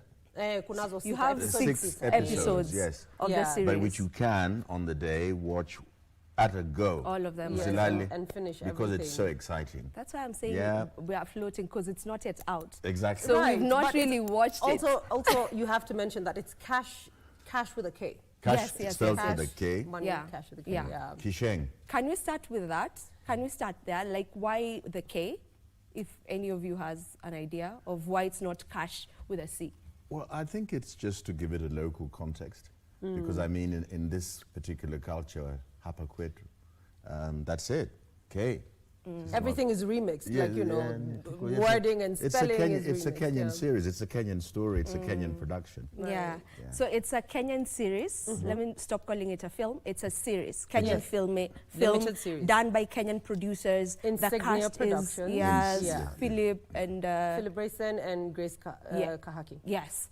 And the cast it's actually a stellar cast. It is. Like that cast. I mean, beginning with Yeah, James, of course. No, Yeah. we're not. Sorry, the cast members. I think I have the Valerie, names. I think the cast is Valerie, I do think we do ourselves as professionals, we do ourselves a disservice if we start sort of giving ourselves special privileges in relation to other actors. I do think there are some really amazing actors in Kenya. Yeah. We're all good. So That's it's true. it's a stellar cast of many. Yeah, it's a stellar cast So of you've many. got established Yeah, yeah, actors, yes. and then you've got these upcoming talent Exactly. who did such an amazing job. Like you know, like you're in a scene with somebody and you're thinking, okay, so this is their first time. Let me take them slow, and then all of a sudden they just boom. You know, they blow your mind. You know? Yeah. So I actually it's have quite an the amazing names cast. of some of the cast members. So if I can just get to mention, of course, we have John Sibio Kumu, we have Sanaipei Tande, we have the talented Amara Tare, we have Lenana Kariba, we have Makbul Mohammed, we have Janet Mbogwa, we have Maurice Mwangi, we have Daden Juma, we have Joy Muthengi, Oliver Litondo. Yes, so when Oliver we say Litondo times 3, Oliver Litondo, Oliver Litondo times 3. The first grader. Yeah, Hollywood. Yeah. Hollywood. Yeah. Oliver Litondo So- equals Hollywood. Yeah. So those are the cast members for this upcoming Kenyan series, drama series. So if you can just get into Cash Money, probably let's begin with what the story is all about. What is the drama about? Well, no, we're going to disagree. We're not going to tell you what this story is all about. I mean, we can tell them a little bit. Well, You know, I was thinking about that question, and I was like, if they ask us let about... the people see. It's okay, Yeah. but just without telling us too much. Okay. You know? Let- Because even if This we is the one go who to tells, Netflix in right our now, we'll relationship, find... she tells all the fibs. Oh, You tell them. because I talk too much, right? Yeah. Anyway. Are you guys still in character? Yes, exactly. Billionaire It's robs... like I'm having a husband and wife on So set. this is how I would put it in a nutshell. Billionaire robs his brother of some property. He's in cahoots with a governor. He wants to do some project, and then he mysteriously dies. And at the come down. And who will come to save me from this set? The message is don't watch it because Sanaipei's told us all. Was that? No, it's not no, everything. no. At the end Yeah. of the day, there's everyone had a motive. So it's just basically to find out who actually did it. Yeah. That's it. I think, yeah, because I think, let's tie it into the Kenyan condition. It's a family drama Dynasty. and drama within a family. There's lots to do with money, greed, the idea of power wielding, authority. So if I'm the billionaire, I am like people we can identify with in our culture who have a great deal to make lots of chums and to eliminate everybody in their way. I think we just have to read the paper every day, and we do exist. Shades of me do exist. Yes. So I had great fun channeling. Yeah. So Tell me basically, about it highlights on your that. It's character. crime, What's your corruption, name? and Joe. Yeah. Your name is Joe on the series? Yeah, my name is Joe in the series, and I think the plan is not to give too much away, but I do think that the ingredients of a drama such as this is that people have got to stay watching. So I think I'm just a sort of little cog, the catalyst in the wheel, who makes other people do other things. So what's my relationship with my wife? What's my relationship with my daughter? What's my relationship with my nephew? And, you know, nasty things are happening. I think I could say nasty things are happening very along nasty the way. things, yes. Yeah. So corruption, crime, infidelity. I Infidelity. mean, all those things going on there. Yeah. Sarah, what's your character? What's your name? My name is Gina. Gina. Or Georgina, but I'm called Gina. And I'm his wife. Apparently, I'm his socialite wife because I'm not his first wife. Oh. Yeah, but, you know, again, we don't want to say too much. Yeah, it's fine, it's fine. So now, how different is Gina from the Sana that we know, or from Sanaipei, just from yourself? How Well, I mean, we different? can start with the fact that I'm not a socialite. Well, clearly. I mean, you know, I wouldn't like to say that I channeled a socialite. For me, I think every project is very different, and it's all about the direction that you get from the director and from reading the script and understanding it and then just bringing out that character. So, of course, we're very different. The dressing is very different. The speaking is very different. There's, you know, this is my mother over here. Yeah, and for you, Joe? You know how patiently I'm waiting to be asked the same question? Yeah, Have you noticed how patiently I'm waiting to be given that question? Here goes the question. Right. So the same question, actually. Yes, Just yeah. how different is Joe from who you are? You've pressed the button. Now give me sort of Nyerere-esque 3 hours Fidel Castro, because this show's going to go on for a long time. I think the fundamental issue here for me is that my reputation was created first and foremost as a stage actor. So acting on stage and acting for film are, for want of a better word, different. On the stage, you're trying to be very sort of expansive, play to the back row, project. On set, you've got a wonderful microphone. The camera is right next to your, retina. So you have to pull things right back.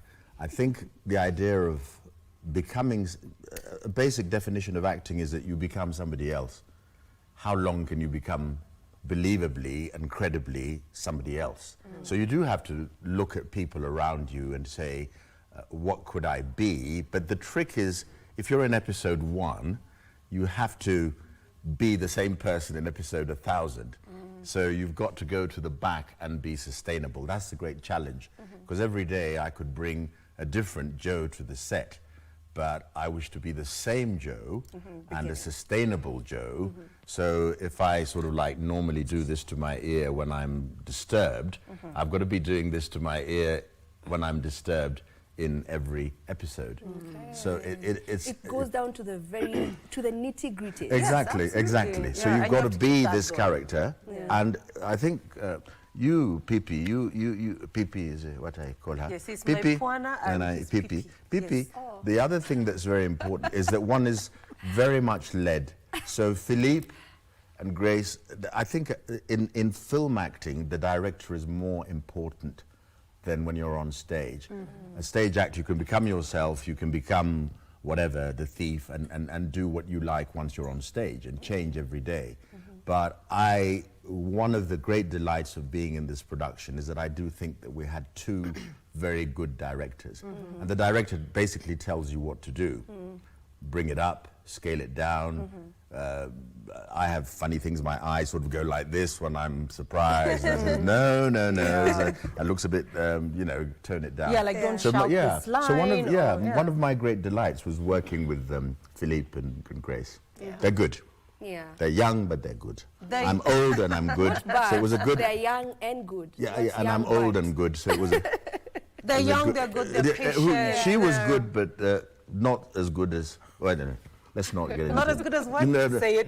Say it. No. You are very good. You are, you are excellent. You're excellent. You're awesome. That's the word. Everybody these days is awesome. To remove the ring. Everybody these days is awesome. So I think, because this was my first time to work with Insignia, I'd only heard of the directors, but it was my first time, and I think they take you through every step. Like if it's a scene, they will tell you on this line, I don't want you to shout. I want you to say it with anger. But so they're very patient. They try to even they show you what to do. Like on this wall, I want you to stand like this and not like this and whatever. So I mean, it was amazing working with Insignia. Yeah. So and my Pwana. Yeah.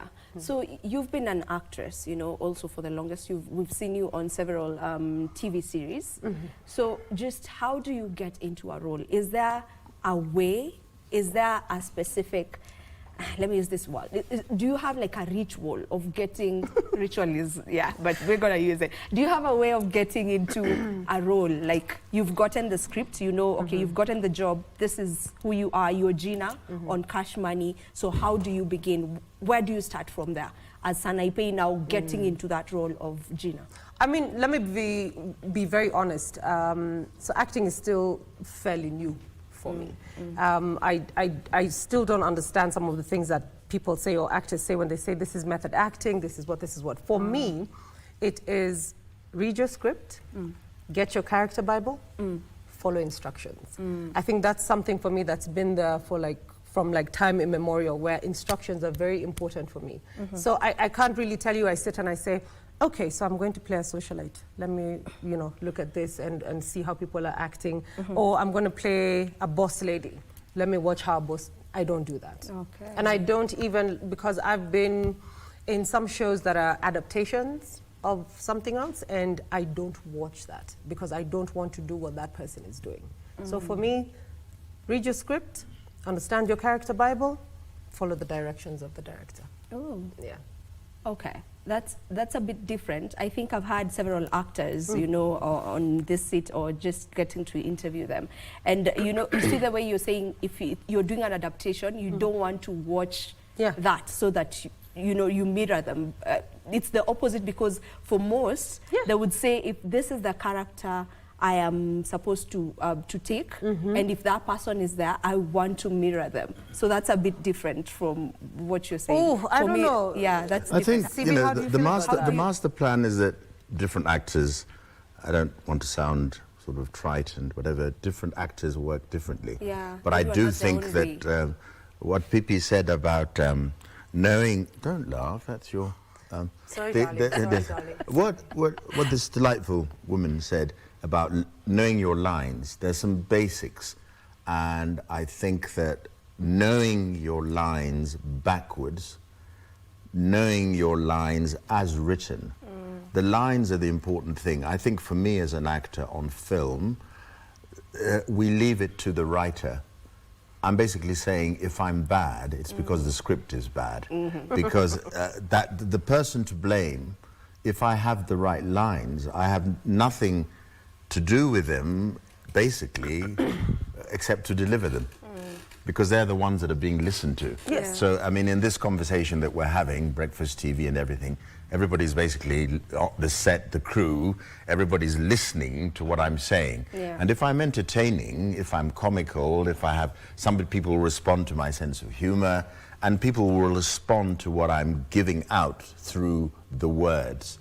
So step number one, once you've got the part, sit in a bathtub, get a prayer rug, learn the lines, and listen to the director.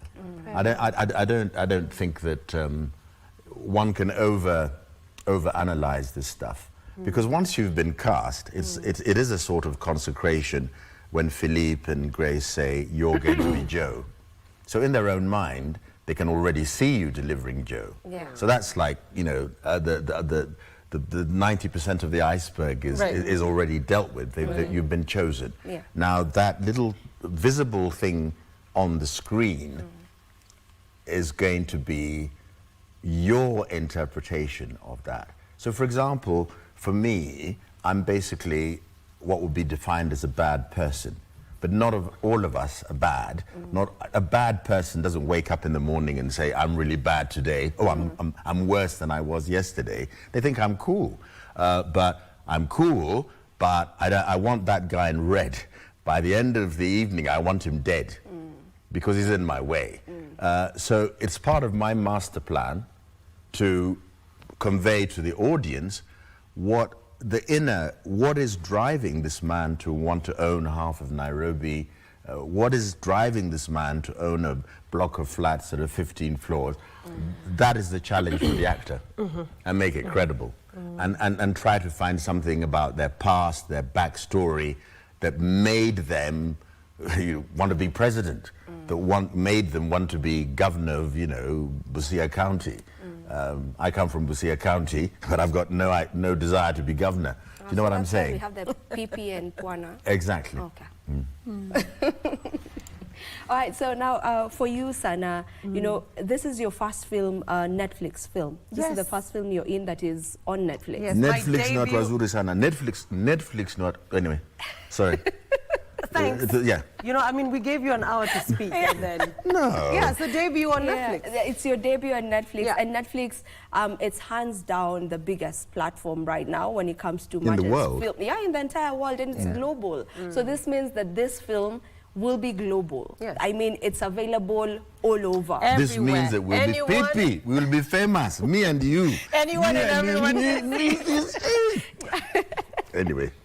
Okay, let me tell you, me, I get a role, I'm not carrying you with me. But anyway. Yeah, so it's global. Let's just put it out there. It's not just for the Kenyan market. Right. It's out there for everyone, everywhere, from America to Europe to, you know, all over. So just, what does this mean for you, being that this is your debut on that? I mean, obviously, it's an opportunity for the rest of the world to see, first of all, what Kenya has to offer, and you know, to also get to see the talent that we have here and my talent. You know, you never know. Somebody from Hollywood could just call you and say, "We want that girl who was in Cash Money, who was playing the PP of the Puana." You get what I mean? I mean, it's a platform that is exposing us and you know, showing us to the world, and it's very exciting. So maybe I should not go into that. If I Go into what? No. Go into? Go into it. Just dive head first. Go Dive on. in. I mean, you know, as an Hover. actress, I have certain rules. And I know there's some people who say, oh, you know, you shouldn't speak publicly about that. Maybe people will shy away from giving you a role. But I'm very strict on certain things, and those are some of the things that I spoke to Phil and Grace about. And some of the things I would never kiss on screen. Not on the lips. Absolutely not. So I would. Harvey here didn't get a kiss. He got a kiss over here on his cheek, you know. So I don't kiss on screen. I don't imply mahusiano, if I can put it like that. No nudity. And this one is a very controversial one, but no LGBTQ for me. Oh, okay. Yeah, I mean, I don't have a problem with it. It's just I would not play a role, like, because that's not who I am. So those are your rules? Those are my rules. Those are 4. Yeah. So the way that it is in Hollywood, and especially the way that we're going globally in terms of movies, like, you have to have certain scenes where these things are happening. And for me, it can happen in the movie, but as a character, it's a no-go zone. Yeah. So even as I, you know, present myself to the world, I stick to my rules. Yeah. Okay. Don't you think it's maybe a bit limiting? Because if you're looking at Hollywood, I mean, we know how Hollywood is, you know, so most characters, almost every character gets to play some of these things that you're saying that your rules are no. And that's fine for me. Fine for if you. it's limiting, it's limiting. If I don't get the role because I'm simply not willing to go nude, then that's fine. All right. Yeah. Do you have rules? We disagree. We disagree fundamentally with my PP, because I said earlier that for me, an actor is somebody trying to be somebody else. If it's a film, it's a documentary about my life. Wake up. But if I assume a role, because such people exist. People exist, and if as human beings, if we exist, then we're worthy of being portrayed. The other thing that makes me slightly different in my life and my career, it has always been, in sort of Donald Trumpian fashion, it's always been Kenya first, Africa first. So I'm not, my great desire has been to be respected for my work, quote unquote, by my own community, first of all. Because Hollywood, for all its strengths and all its power, has a stereotypical vision of what a black African man or woman would be. So, for example, there's the Wakanda accent. Every single black man on screen comes and says, "Oh, good morning. The sun has shone today." You know, whatever. So, oh gosh, no, we can't have that because there are Africans who speak like me, and I'm not American, and I'm not British, and but for everybody again on this set who've been used to seeing me over a career that's, you know, 5 decades old plus. They say, oh, that's our guy. That's Mwalimu, that's him. So, but that acceptance is not going to be readily available. I'm going to go to Hollywood to be something. So you find this great philosophical debate. All our actresses, Lupita sort of like going back to her roots and assuming her Kenyanness, whatever it is, because she's being, after a while, it's uncomfortable not being who you are. So I think I would give thanks and praise to Netflix for giving us an opportunity to tell stories within our own environment, which emanate from our own environment and which don't necessarily have to be understood by the other. Because everybody claims that a story coming from, you know, Bangladesh and everything, we should immediately, we do fit in as human beings, but when I watch a film made in Bangladesh or Shanghai, I'm looking at another geography, another lifestyle, another worldview, and our Kenyan stories should surely basically appeal first and foremost to Kenyans. Okay. Of course. Then South Africans next, then Nigerians next, then if possible, but if they don't, this is the bad one, if they don't understand, then please don't understand. Yeah. So, was that a terrible thing to say? Not at all. Okay. Hey. That's how I feel. At the end That's of the how day, I feel, baby. Be you. Yeah. Be you, be authentic. Yeah. I mean, but even if you're disagreeing with me and I've signed those divorce papers, we're fine. Yeah. But it's a good thing, you know, that now we have the voice. You know, we have the voice in the sense, or in the line of, we are telling our own stories. We're not waiting for other people to tell stories from Kenya. You know, we are telling our own stories. Hey. We, now that we've got this power, sorry, now you've given me this platform, I must speak. This is my last interview. We must stop necessarily copying. There is that, because we're trying to be honest with our audience. There is this fear, even as we tell our own stories, of copying tropes that are external, because they've worked elsewhere. And we go back to this, the Wakanda accent, the African chief, you know, whatever. So our experiences are specific. And I think the core will go from the Netflix opportunity. Once we've been exposed to the world, it will be more inward, in that Philippe and Grace will now talk about, you know, let us say, the typical African funeral arrangement, where you die today, we have to have 5 cows slaughtered by tomorrow, we have tents for my clan, tents for your clan. You see, those stories are not within the trope of something like Cash Money, but they are quintessentially Kenyan. You know what I'm saying? The whole bride price, some girl wants to get married, then all of a sudden we become meta Kikuyus. You know, we must dress in brown and leather. Those are the stories that ought to be told. The authentic stories. Yeah, and there is a level of imitation which we must own up to, but within that limitation is going to come a liberation, because we'll have an audience. Performers need an audience. Of course. So if people see Sana, Pipi, and they see JSO, and we acquit ourselves admirably, as we say in English, we'll acquit ourselves admirably, and we'll enlarge our audience. And when more people watch us, we'll be more successful. All right. Amen. You've got an English class right there. No, I mean, I can't even speak to this guy. And I think that was one of the challenges with Cash Money for me, because most of the shows, or if you know, actually all the shows, it's a mix of English and Kiswahili. Exactly. So now with Cash Money, it was purely English. Purely English. Yes. Now, because you've acted in so many things that have a mix of English and Swahili, it's in the system. So you find yourself really struggling, and then you've got, you know, JSO. But I wasn't. I do not speak. And you're trying to be like, I do not. I'm not. Joe is not British. I became somebody else. Please watch this. Don't listen to this. Please watch me. We will watch it once it's out. Act. I'm an actor. Yeah. All right. So now, Sana, maybe what are some of the themes, you know, that are portrayed on Cash Money? Just the themes. Oh, I think I mentioned them earlier. I mean, you've got your corruption, you've got your infidelity, you've got your crime, you've got... I was really going to expose you there. Greed. You've got greed, you've got situations that have to be arranged so that mergers can be formed. I have a golden GUN. Oh, on the show. I display it. Okay. A gun. Yeah, a golden one. Yeah, so I mean, basically we touch on things that, you know, happen in this country.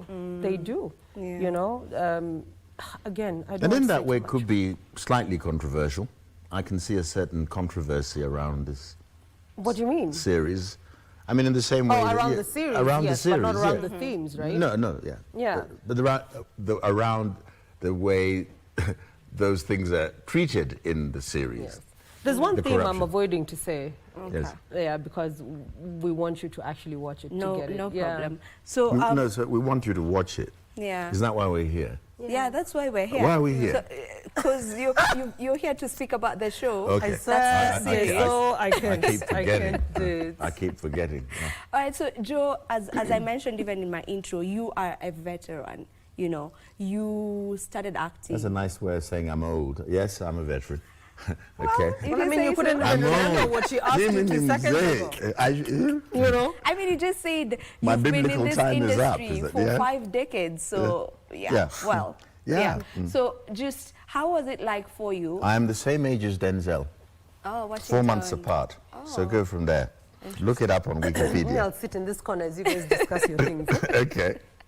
So how Denzel Washington. How was it like for you, Mwalimu Jaya, so getting to act with these new age actors? Because some of them are pretty new. You know, even for Sana, as she said, she's not been in this acting industry for long. So just how was it like for you working with the new age actors and actresses? Well, that is the question I was hoping you would ask me as the first question. But let's do it with it last. I think really I think that there was a level from Philippe and Grace of playing hard to get.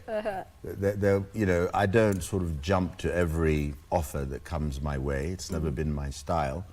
But 90% of being part of this project was to act. Again, it fills in with my world philosophy, Africa for us, the Renaissance. I really, really wanted to play against this stellar cast of which you spoke. Because once you've done the Hollywood trip, so I've done The Constant Gardener, I was on set with Ray Fiennes, I was on set with Rachel Weisz, she went on to win an actor. I was on set with Hollywood.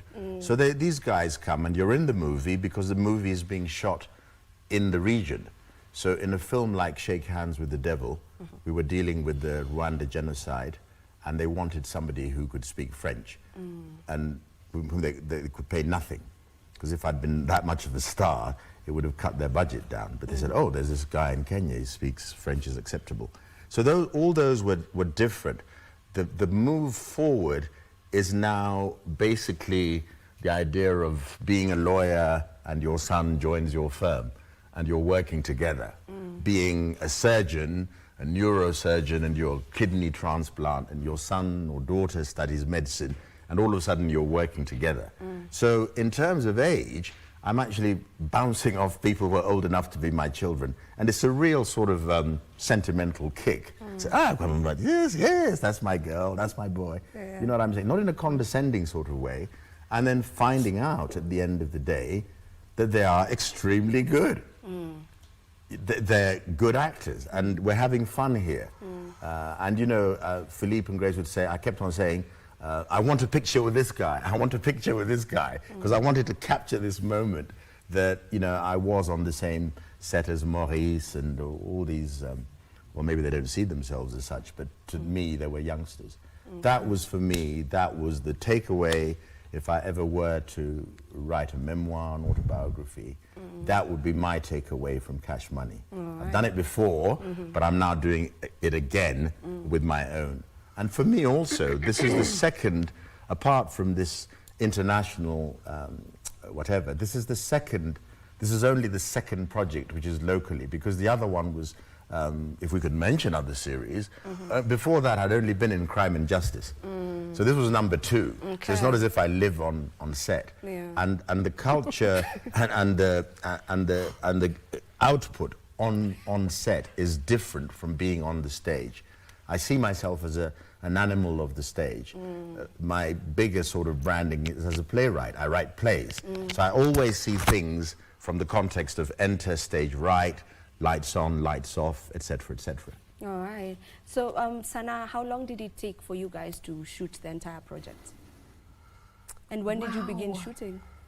So we started this in 2023 towards the end, and then went up until possibly March 2024. 2024. Last year. Yeah. So that's like a full year. No, Whole as year. in No, okay. end of. Yeah. So we're talking what, October, November maybe? Yeah. 2023 into 2024 Okay. March. Yeah, so And then you know. a year for it to become reality. Yeah. So we're really excited about. Yeah, because it's we're taken really a while, It's right? taken a So while. have you watched it yourselves? No. The right answer is, in part. Of course, there was. Yes. Should we tell the truth or should we tell a lie? Let's tell Just the truth. tell me Why the are we truth. lying? Don't lie. We yeah, had the a truth- watch party. We had a We watch watched the party. first episode, and that was it. We So watched that- the first episode. Just the first episode. Just the first. Exactly. So that That was have the first- no idea. Yeah, and it was fantastic. Yeah, it so looks that like, was yeah. the first time It was you were fantastic, seeing- quote unquote. It was it was the first episode. You look like you're about to was, strangle her. Come yeah, down. I know, what did I do wrong? No, but it was great. It was great. I mean, the picture quality, the introduction of each character was really, really good. Okay, now we need to finish up this interview, but now I want you to talk to the people back at home. Face the Talk to camera. them. Yes. Why should they watch this film? It's coming out on the 31st of January Yes. on Netflix. So why should they watch it? Valerie, with respect, that's an unfair question because you're now bringing in. You just baptized me. It's Vivian. Vivian. Yeah. Yes, I knew it began with a V. Do I've been excuse wondering, me. who was Valerie? Like, who was I think this that's what it chick says on my. I think that's what Vivian, it. but I fine. think that's what it says on my thing. It's okay, just speak to Vivian. them. Yeah. Vivian. I think go back. Vivian times 1,000. Vivian. Vivian. It's an unfair question because we're going to. Not everybody has access to all these things.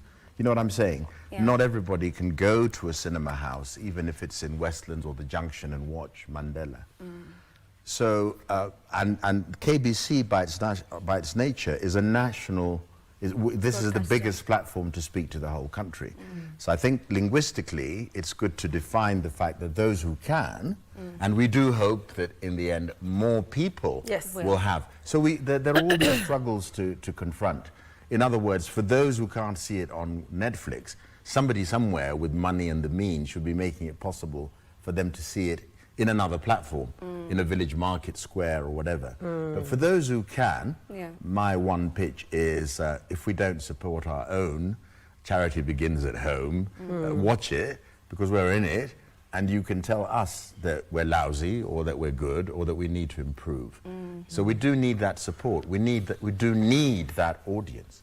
We've got to grow our audiences. Right. Without audiences, the arts in any form are dead. Without people who read, you can't have authors.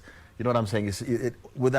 And this is just a little bit of the pie. So do give us support, and I do hope that we don't let you down. I don't think we will. We but I will do not hope. let them down. Absolutely. So Sana, not. why should they watch it? Oh no, I usually let my husband speak for me. Also, you're good. He said it. He has said it. All you right. know, come Asante. through, support us, and at the end of the day, we're also creating opportunities.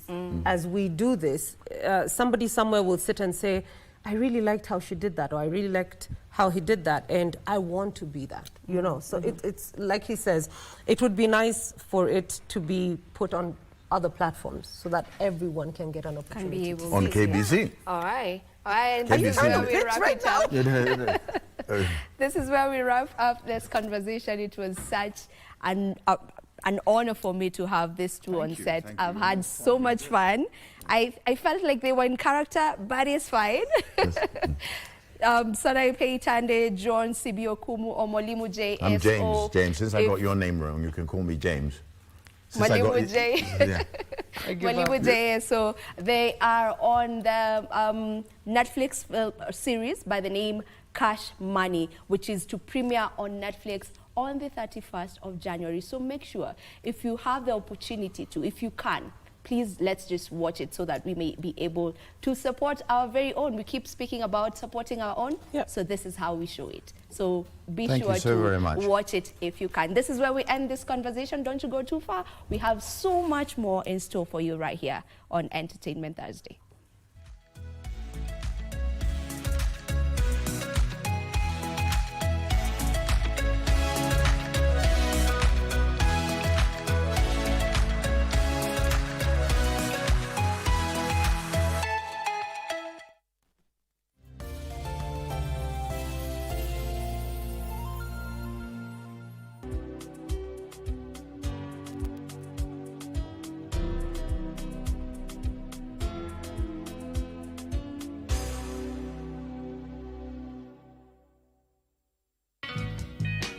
Nick knows something, and he has been hiding from me. Hello, Nick. Hey, relax. I need to talk to you urgently. That must be a very important phone call. What clues or evidence does he have? We need to find a way, otherwise we will all be in trouble. There is nothing that incriminates anyone. What took you so long? Hi, Ruth. Hi. There's something you left behind. I'm feeling like I'm being watched. You agreed to meet Miss Ruth Mzuguna this evening. When did I agree to that? Does she know you sent Blackie to me? No, no. She can never know that. Stop being sarcastic. This kind of excessive praise is cruel. Did you see Miss Leo's face? I'm just getting a divorce. I'm just getting a divorce as an older woman. Do they all think that Lao Xue abandoned me? Why can't it be that I abandoned him? I understand it now. In the end, life is either endure or strive. Enduring in the end still requires striving. Overtime? Overtime is good. What does it have to do with you?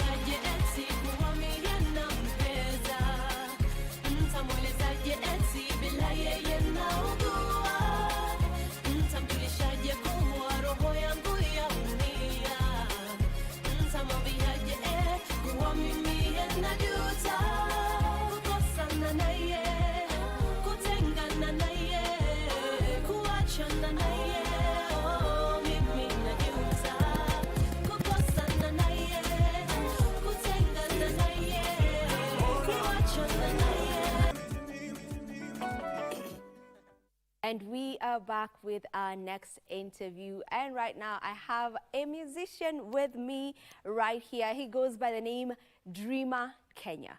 Dreamer Kenya? Dreamer Mkenya. Dreamer Mkenya, to be specific. How are you? I'm good. Uko mzima kabisa? Kabisa. Yeah? Yeah, nahema bila ushuru. Kabisa. Uko? Nahema bila ushuru. Unahema bila ushuru? Yes. Okay. Nahema bure. All right, kindly introduce yourself. Kwa wale ambao wanakuona for the very first time, angalia kamera ile kule. Yeah. Just introduce yourself. Dreamer Mkenya. I'm a dreamer the king. Nafanya muziki wa kizazi kipya. Sana sana naimba mapenzi, napenda mapenzi, naelekeza mapenzi. Ya mtoto mwenye sop sop. Kinigusa tunabonyea. Yeah. Amekupoteza? Anabonyea. Unajua kubonyea ni nini? Kubonyea. Kubonyeza. Kubonyea ni kama vile huwa anabonyea hapa. vile mtu ana niingia ndani hivi nabonyea. Unabonyea kamba ukifinywa, yani unafinyika yes, hiyo ndo kubonyea. Huyu hajui Kiswahili. Alright, so you're an artist, you're a musician, unafanya nyimbo za mapenzi. Mapenzi, yeah. So muziki wewe uliingia lini katika muziki? Nilianza kitambo, lakini nilikuwa naandikia watu from 2 or 3 years, hata nafikiri mlikuwa mjazaliwa 2 or 3. Yes, 2 or 3 nilikuwa naandikia watu, lakini nilikuwa coast kwa naandikia watu. Lakini 206 ndio nikaja nikafanya ngoma yangu ya kwanza kabisa. Yes. So ulianza kama songwriter? Yeah, nilianza kama songwriter. Mpaka sasa bado naandikia watu, lakini bado mimi mwenyewe nafanya muziki. Yes. Tageuka hivi kidogo watu wapate kukuona. Nioneni. Yeah. So ulianza 2003 ukiwa kama songwriter. Yes. Yeah. And then in 2006 ndio ukafanya nyimbo yako ya kwanza. Yeah, my first single. Nini ambacho kilifanyika hiyo 2006 ambacho kilikufanya ukaamua sasa wacha ni record nyimbo yangu ya kwanza, you know, from being a songwriter? Yeah. Kuna msanii mkubwa fulani anaitwa Prince Adio. Yeye ndo alikuja akafanya mpaka nione mimi mwenyewe naweza ingia studio, sababu alikuja akaona naandika. Akaniambia si uje uniandikie ngoma moja hivi. Nikamwambia naweza kupatia hata melody. So wakati nilikuwa nampatia melody, zile ngoma zake zilikuwa naimba zile zinakaa tarabu mduara nini, nikampatia melody. Akanambia basi wewe unaweza rekodi. So wakati tuliachana, nikaenda ngakaa chini tu ngafikiria, nikasema acha tu niingie studio mwenyewe. Yes. Yeah. So when it comes to your songs and your writing style, just how different is it maybe? Ukiulizwa ina utofauti gani na waandishi wengine wa muziki? Yangu ina tofauti kubwa sana. Sababu ukisikiza ngoma zangu hauwezi fananisha na ngoma ya mtu mwingine. Yangu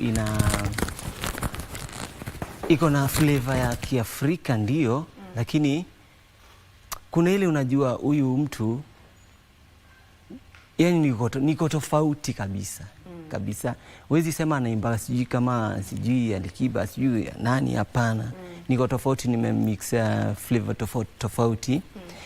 Kuna ngoma za Kigiriama zinaitwa Mwanzele. Nimeweka flavor Mwanzele pale ndani. Alafu nimeweka flavor za Taarabu, nikaweka Lingala, Mduara. So ina sound very different. Kabisa. Iko na vitu vingi ambavyo vingi sana fused together zote to make now a new thing, your style. Yeah. So when you're writing still unaanzia wapi ku write? Yeah, like where do you start from, you know, like say one of your songs like itwa Tap Tap, yeah. So let's say for a song like Tap Tap, where did it begin, like tupeleke kuanzia mwanzo mpaka sisi kuja kuiona the final product? Okay, sasa tukiongelea Tap Tap, mapenzi mwanzo, acha nianze tu hapo. Mapenzi kuna hiyo kitu kama unataka kukuza mapenzi na mimi nataka kuyakuza, lazima nifanye kitu kila wakati. So nikatumia hiyo word tap tap tap tap. Sababu lazima ufanye kitu ndio yule muhusika aone huyu jamaa kuna kitu kweli anataka, ama kuna kitu anapanda ndani yangu. So nikatumia word tap tap. So nikiandika tap tap, nilianza nasifia msichana, unaona? Nikasifia msichana, nikamuonesha vile hisia zangu ziko kwake, unaona? Mpaka tumegrow. Umeelewa? Yeah, that's it. Yeah. Yeah.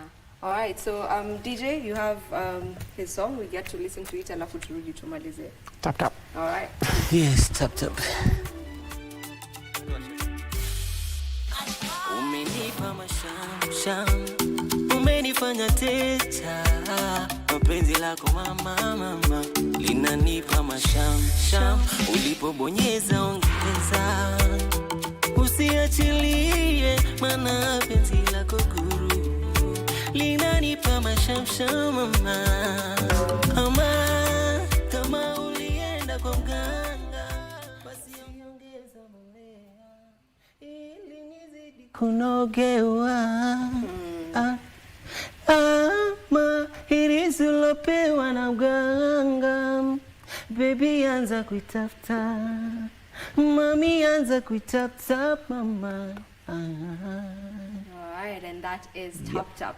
Pengine kuna wasanii ambao unatarajia wengi sana kuwashirikisha katika nyimbo zako? Wengi sana.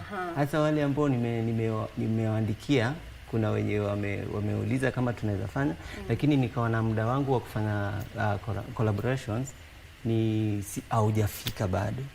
Nataka mwanzo wa Kenya wajue uwezo wangu, waone uwezo wangu nikiwa kama solo, kama dreamer, yes.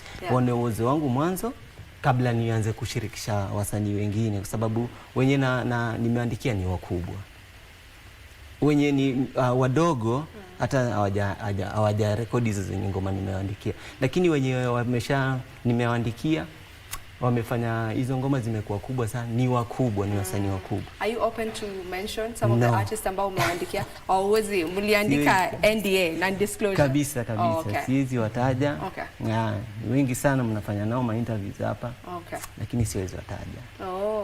Lakini mipango ya kufanya nao ngoma iko, lakini si karibu. Sawa. Lazima Mkenya mwanzo ajue dreamer ni nani mwanzo. Yes. Okay, unique.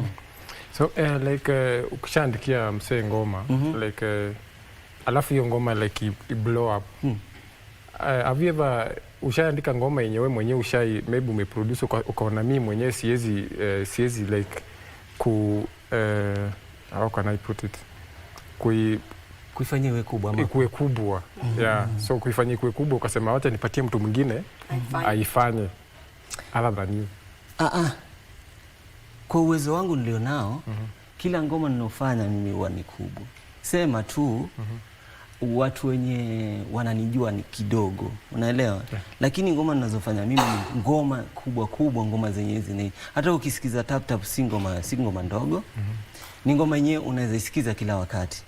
Lakini ule msanii mwenye namwandikia yeye huwa ana jina.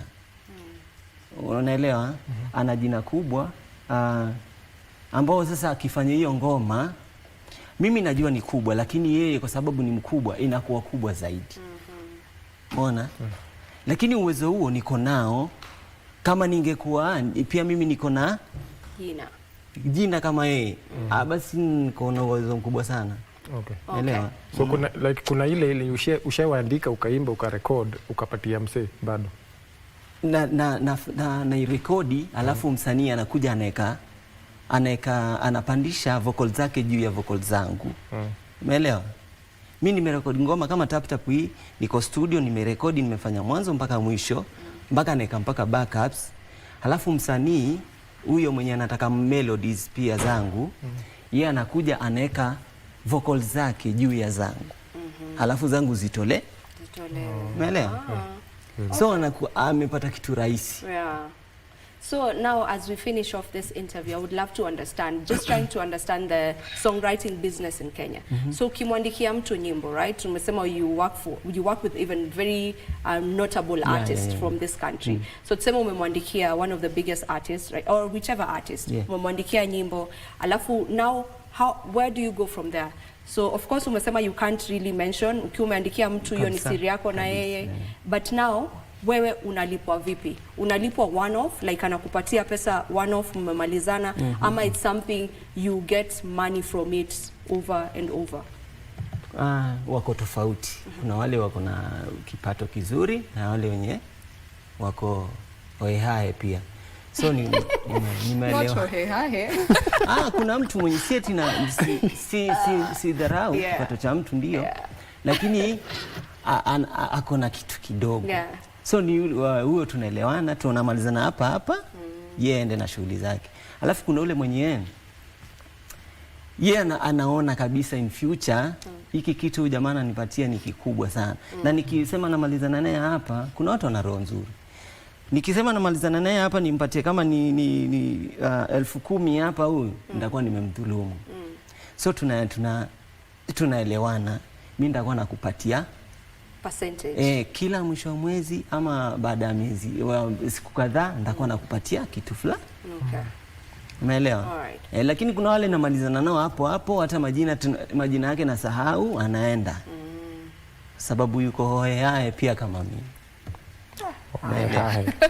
All right, we finish up the interview. Just look at your camera. Let people know where they can get to find your music and yourself as well. Okay, Dreamer Mkenya. Mziki wangu unaupata sana mimi naishi YouTube. YouTube hapo ndio nyumbani. Utapata mziki wangu hapo. TikTok ni Dreamer Mkenya. Facebook Dreamer Mkenya. IG ni Dreamer the King. Dreamer the King by then ndio jina nilipewa mwanzo. Okay. Lakini nikaona wafalme ni wengi sana, acha mimi niwe Mkenya tu, nisikuwe mfano. So IG ni Dreamer the King. Okay. TikTok Dreamer Mkenya. Kama kawaida Facebook Dreamer Mkenya. Okay. Yep. All right, Dreamer Mkenya, it was a pleasure having you on the show. All the best as you go on with your music or artistic journey. This is where we end this interview, but don't go too far. When we come back, we have Dragon Motor Testing. Don't go too far.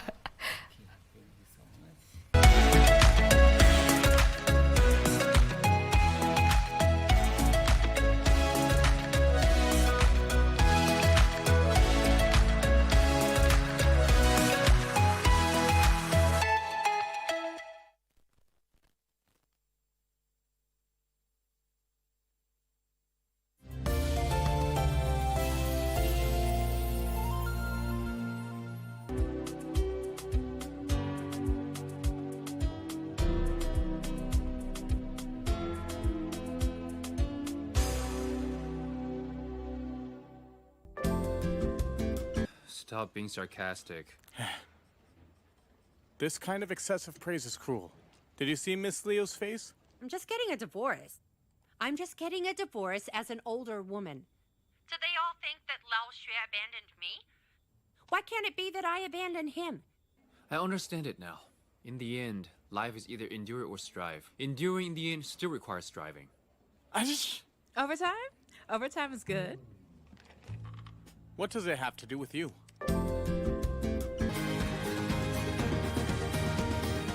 Wellness is important in our daily lives so that instead of just surviving, we should be thriving. Ways to prevent a stroke or heart attack is for you to know what conditions you have.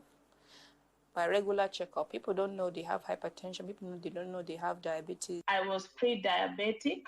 I was afraid of getting lifestyle diseases because I come from a family that has lifestyle diseases. How do you know if your cough is due to a serious condition?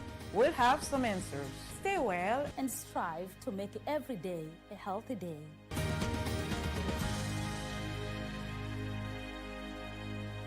Differently. Assistive devices serve a very crucial role in the lives of persons with disabilities. This is a cochlear processor. This being the receiver, it picks the sound from the environment. Hi, Maxwell. Yes. How are you? Fine. You fine? Yes. And the Speaks is now 4 years, so we've been getting through the system for the past 4 years and discovering what's there, talking to other parents and other caregivers, experiencing their journeys. 'Cause we're differently able.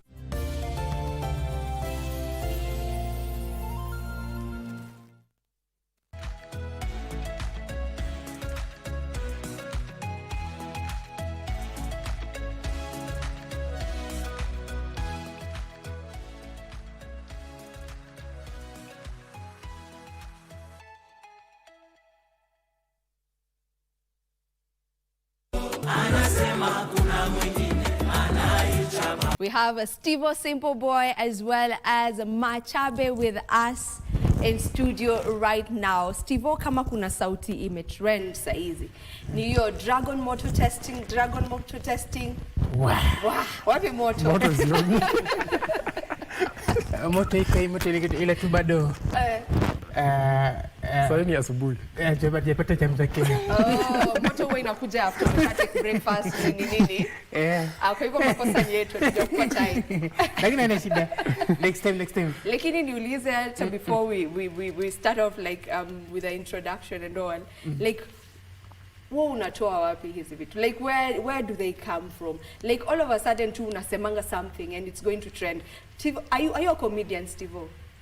I'm not a comedian. You're not a comedian? Yeah. Hizi maneno wazatokea wapi? Na wewe ukisema, do you usually know that this is gonna trend? So you look for something ambayo unajua hii ita trend. Yeah, unajua Wakenya, unajua Wakenya wanga wako na mawazo mingi sana, unaona? So the only person mwenye anapatia Wakenya fulani ni mimi peke yangu. Unaona? So kila time nafikiria ni kitu gani nitawapatia Wakenya. Okay. So it's calculated. Wewe umepanga. Nisema umekaa ukafikiria. Sasa moto testing ilitokea wapi? Tupate tu kuelewa akili yako. Ilitokea wapi? First of all, unajua Kenya leta dragon. Unajua pia ukiangalia kule Tanzania kuna watu wanajiita wanyama. Si ndio? Kama kuna simba, tembo, chui. So nikasema ni kitu gani naweza fanya unique. Iwe tofauti na kila mtu. So nikasema nijiite dragon. Juu dragon haipatikani. Sasa kama vile tu kuna simba, kuna chui, kuna sijui tembo, so sasa wewe ni dragon. So sasa kuanzia leo tunakuintroduce kama dragon. So dragon, unajua dragon wanga haonekani. So na vitu mimi nafanya unaweza sema leo Steve amevaa hii, kesho nafanya vitu tofauti. Haya, sasa hata tunakuja kwa kile ambacho umevaa, lakini wacha kwanza tuongee na Machabe pia. Machabe, how are you? I'm good. Uko fiti kabisa? Uko best. Yeah, Machabe, you were signed under Steve Simple Boys record. Empire. Empire. It's an empire. Yeah. So the last time you were here tulikuwa tunaongelelea wewe kuwa signed, right? Yes. So from the time you got signed to now, unaweza sema mambo yamekuwa vipi? Mambo yamekuwa sawa, vitu vina flow vizuri. Tunaendelea tu kusonga. Yes. Mambo imekuwa vizuri. Yeah. Okay. Na mbona wewe uvalishwe hizi nguo za Steve? Hebu kwanza camera person give me this look from chini. It's a look, by the way. It's a look. It's stylish, though not your ordinary kind of, but it's stylish. Just kwanzia chini, kwanzia hizo viatu, because pia viatu see your usual kind of viatu ni heels, lakini ni heels zimebalance. So from the shoes going up to that coat. Okay. So Steve, bado unadressiwa na Kenya Raw. Yeah, Kenya ndo designer wangu. Although pia sijafungua designer wengine. Kama kuna designer mwingine nataka kufanya kazi na yeye. Oh, you're open. Yeah, tukuru na uko open kufanya kazi na designer yote. Yeah, sasa wewe ndo unamwambiaga unataka kuvaa nini ndo anakusort ama hii imejaa maua. Leo ulikuwa una feel flowery ama? Unajua tunaelekea Pasaka. So lazima wewe mambo iko maridadi. Okay. So, Machabe, you are a gospel artist signed under Steve. Yes. Now, you know, since you got now into the scene now as a signed artist, waweza sema like in terms of your music, growth imekuwa kama gani? Naweza sema uandishi umekuwa tofauti. Pia nimeinteract na wale wasanii wamebobea sana. So napata mawaidha hapa na pale. Tena message imechange na mambo imebadilika kabisa, that is. Yes. So mambo imebadilika for the better. Yeah. For the better. Yeah. Yes. Ume release nyimbo ngapi since then? Niko na kama 3. You've released 3 songs. Yeah. Ambazo ziko kwa YouTube channel yako. Yeah. So you're under Steve Simple Boy. Yes. Yeah. Yeah. Okay. So how is it like working with Steve? Kufanya kazi na Steve ni easy. Na ni vibe sana kwa sababu Steve si mtu wa kukasirika. So muda mwingi unapata si tuko happy tu. Yeah. Tunakuwa mmefurahi. Yeah, 24 hours tunafurahia. Sababu Steve ni entertainment mwenyewe. Yeah, that's so true. Yeah. Steve, is there something ambayo huwa inakufanya ukasirike? Because even, you know, I know we are not with you like all the times, lakini your portrayal ambayo tunaona kwa social media and all that, always huwa umefurahi, always huwa una smile. So what is that one thing ambayo inaweza fanya Steve sasa amekasirika? Okay, si wanga sikasiriki sana, ni kidogo tu. Mwanga spendi uongo. Unajua kama uko sure na kitu, sema tu uko sure. Sasa ndo nanganya Steve atakupatia kazi fulani. Baadaye unakuja unabadilika. Kwa hivyo waongo ndio huwa wanakukasirisha peke yake. Hiyo ndio kitu ambayo tu inaweza kukasirisha kwa maisha.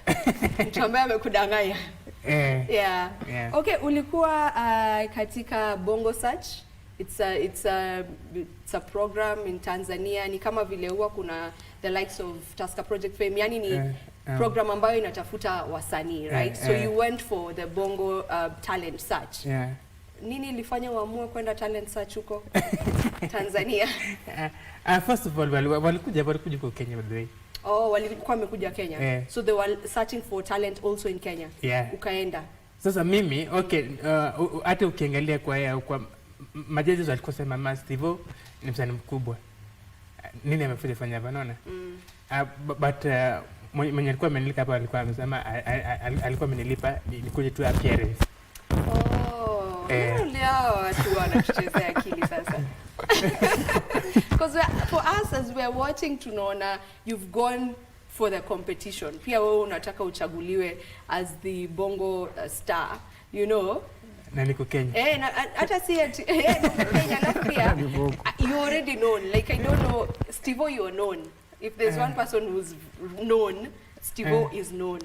So ulikuwa unaenda kutafuta kujulikana zaidi vipi? Kwa hivyo it was an appearance. You were paid to go for the show to appear.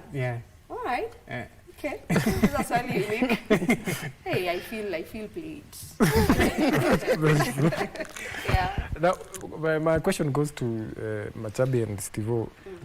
Mshaifika mahali mkadisagree on something mpaka mkaona hii hata tuwezi kaa pamoja? Of course. Sio once, sio twice. But unajua vitu lazima ifanyike. Hata kipindi tulienda Tanzania. Tulikosana ile ya Barnabas na Silas. ile serious. Paka tukasema kila mtu apande ndege yake arudi kivyake. But ni part of life. Lazima mkosane, kama pamoja, muagree tena. Na maisha inasonga. So mkikosana hivyo, how do you get back to being okay with each other? Ni muda tu tutapata kama nusu saa tuko sawa. Kila mtu anatoa opinion yake, huyu anatoa hii, huyu anatoa hii. Then kila mtu akikaa nafikiria ule aliongea nini ya maana. Tunaisolve haraka. Okay. Now Steve, just looking at your YouTube channel, unatoa ngoma. Like if someone goes to your YouTube channel, like if I open it niangalie ngoma zimetolewa a month ago, there are like 4 songs. So that means like in a month you released 4 songs. So is it a strategy ambayo umeweka kuwa I want to be putting out music always kwa sababu huwapati watu hata time ya kupumua, unatoa. Unajua the more na kwa relevant, the more watu nakujua zaidi hata nje ya Kenya. Unaona? So apart from kufanya content pia na release ngoma. So is it working for you? Una feel it's working for you? Kutoa ngoma back to back. It is working for you. All right. Machabe pia wewe, you've said you've done like three songs since from the last time you were here. That's 3 music videos. I think 4. 4 music videos. From the songs that you've done so far, unaweza sema nyimbo gani was maybe the most challenging for you for it to come to completion? Hii nyimbo nashukuru ndio imekuwa na challenge mingi of course, because nilikuwa natafutia sana collab. Juu ni nyimbo kubwa sana.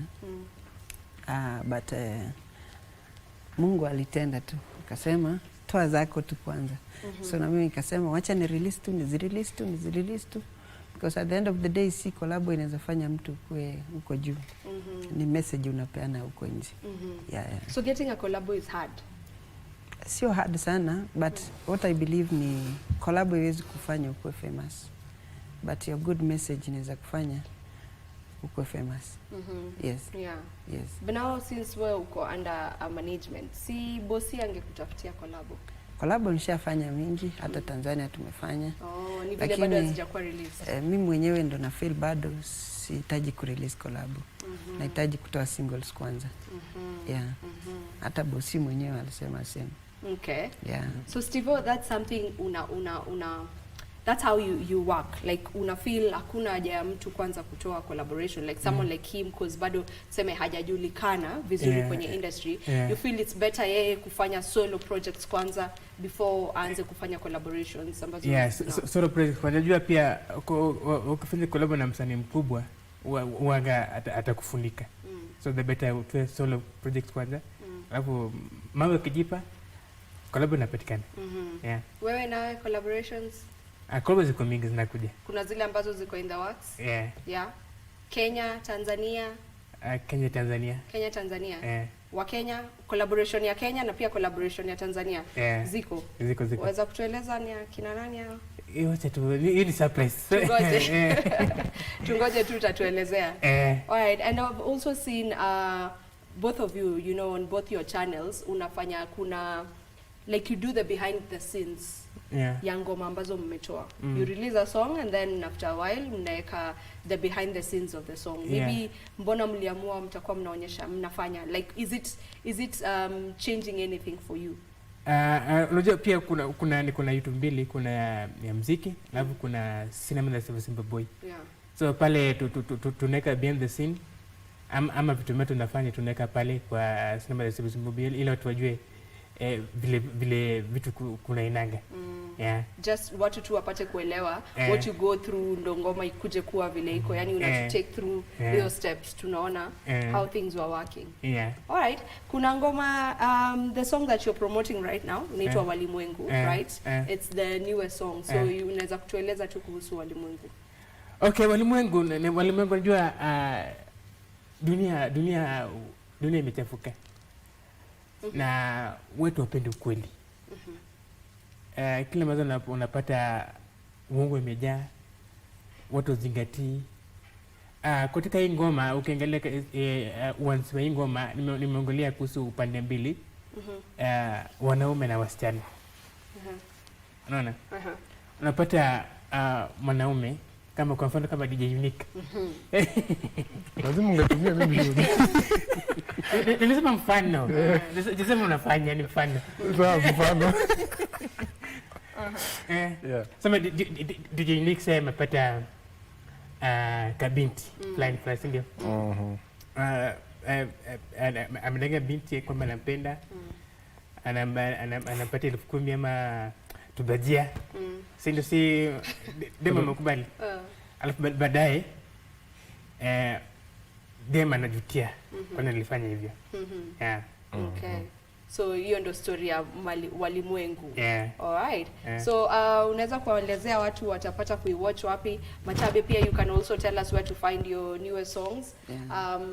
Your camera Stevo Machabe. So start with Stevo. Nyimbo zako wanazipata wapi?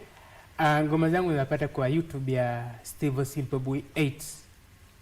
Utapata alafu pia kwenye Instagram Stevo Simple Boy 8, TikTok Stevo Simple official. Machabe? Zangu utazipata pale YouTube ni Machabe, kwenye Instagram ni Machabe 001, TikTok same Machabe 001 and all streaming platforms. Zangu ziko huko zote. All right. Thank you so much for coming through to the show. Thank you. Tutaweka ngoma ya Walimwengu. You get to listen to Walimwengu and all the best as you continue with this journey. Steve, endelea kutufurahisha kwenye social media. We love it. We enjoy it. Niliona mahali pia ulisema unatafuta Beyonce. But anyway, that's a story for another day. Let's go.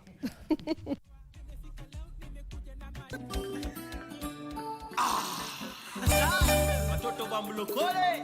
This is a Romeo. And Romeo. Singing for God. Haya. Haya. Ele.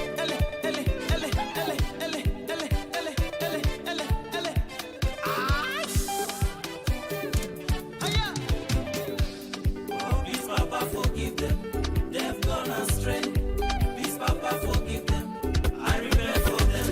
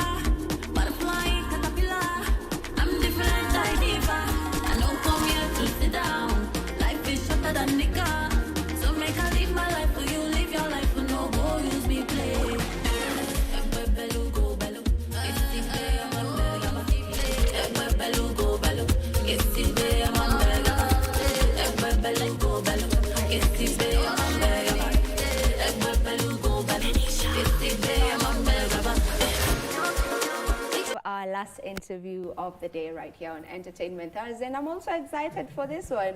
It is a play. It's called African Twist. So we'll get to understand what the African Twist is all about. I have with me on set the director of the play as well as 2 cast members. On my immediate right is the director, that is Nicholas Kigondu. Welcome to the show. Why did you put it? Because I'm Martin. Right. Okay, we also have one of the cast members, the beautiful Elizabeth Ngina. Welcome to the show. And then we have also another cast member, that is Brian Gaitan. Welcome to the program. Thank you. Okay, let us begin by, let's just dive in. The African Twist. What is it about? Fantastic. The African Twist, the easiest way to say is people would relate the twist dance move with the 60s. Yeah, but twisty. Yes, twisty. It was a twisty, Yeah. exactly. But it was in a way also a movement, the beginnings of Benga and the beginnings of Kenyan music. Really, yes, of course we had traditional music, yes, but we're now talking urban settings, we are talking about the club scenes, we are talking about hits that would go on to be worldwide phenomenals. Yeah, for instance, Fadhili William and Malaika, you know, so such songs, so that age, and a lot of people will think of Zilizopendwa and associate that with, you know, all the guys right here, but in truth, music in the 60s was by the young, for the young. So Twisty, yes, was played by 20-year-olds in their miniskirts and in their afros, and it was a good time. So this particular production is looking back at that. The idea is to do music in the different, every 10 years, so 70s, 80s, 90s. So before we get to the Isas and the Steve-O's, we have to go back and see who began all this. Yeah. Go back to where it all started, Yes. you know. Ngina, you came looking the part, you know, if the setup is the 60s, of course the afro was the in thing for the ladies and the gents too. Yes. Yeah. So just tell me about you being part of this cast. Okay, so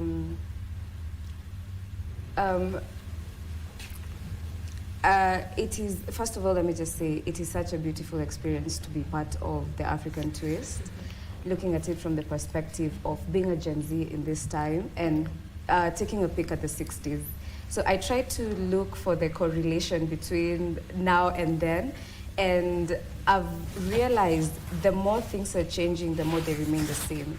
Fashion was still an in thing at the time, it's still an in thing now. How the young people enjoyed music right now, they still did enjoy it like really hard still in the 60s. Yes. Yeah. So there's no much difference really. Not much. Like there are aspects of it that have changed, but the more things change, the more they remain the same. Yeah. Okay. Brian, to you also, just for the audience to get to know who you are. So you're an actor. Yeah. Yes. On a stage actor. I'm a PR. Both film and theater. Both film and theater. Yeah. So tell me your experience on African Twist. Wow. The experience is good, and it's a play that it is just showing me as an actor and also as a person and a Kenyan, like how much wealth we have as a country, but we keep ignoring it. As Kenyans, we keep thinking that the outside is the best, but we have the best of the best in our country.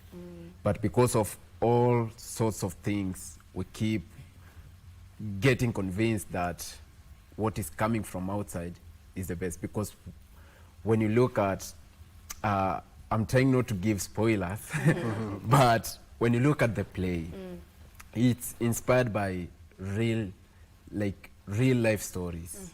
And these are people who lived, these are people who left us with their songs.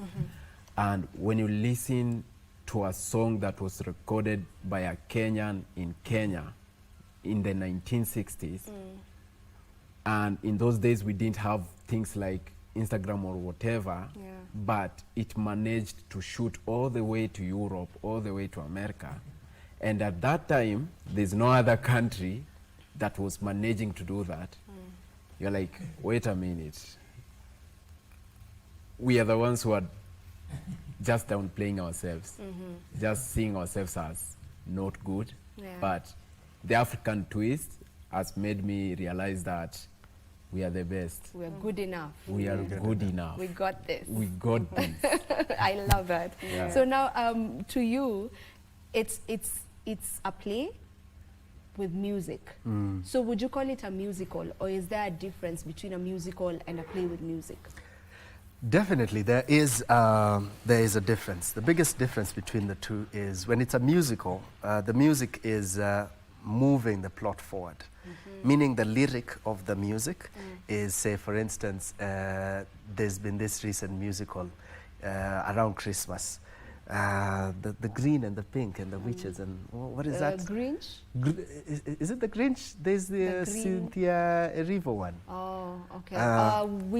Yes, Wicked. Wicked. Yeah. Yeah. Good. So in Wicked, you'd find, for instance, the lyric would be, I am angry, I am moving, and I will sing, and I will be the best. You know, so the lyric of it is telling the story and moving it forward, so that whatever is happening in the next scene is related to whatever they've just sung about. Then it becomes a musical where choreographed dance and music are attached to the plot. But when it's a play with music, the music does not necessarily need to be moving the plot forward.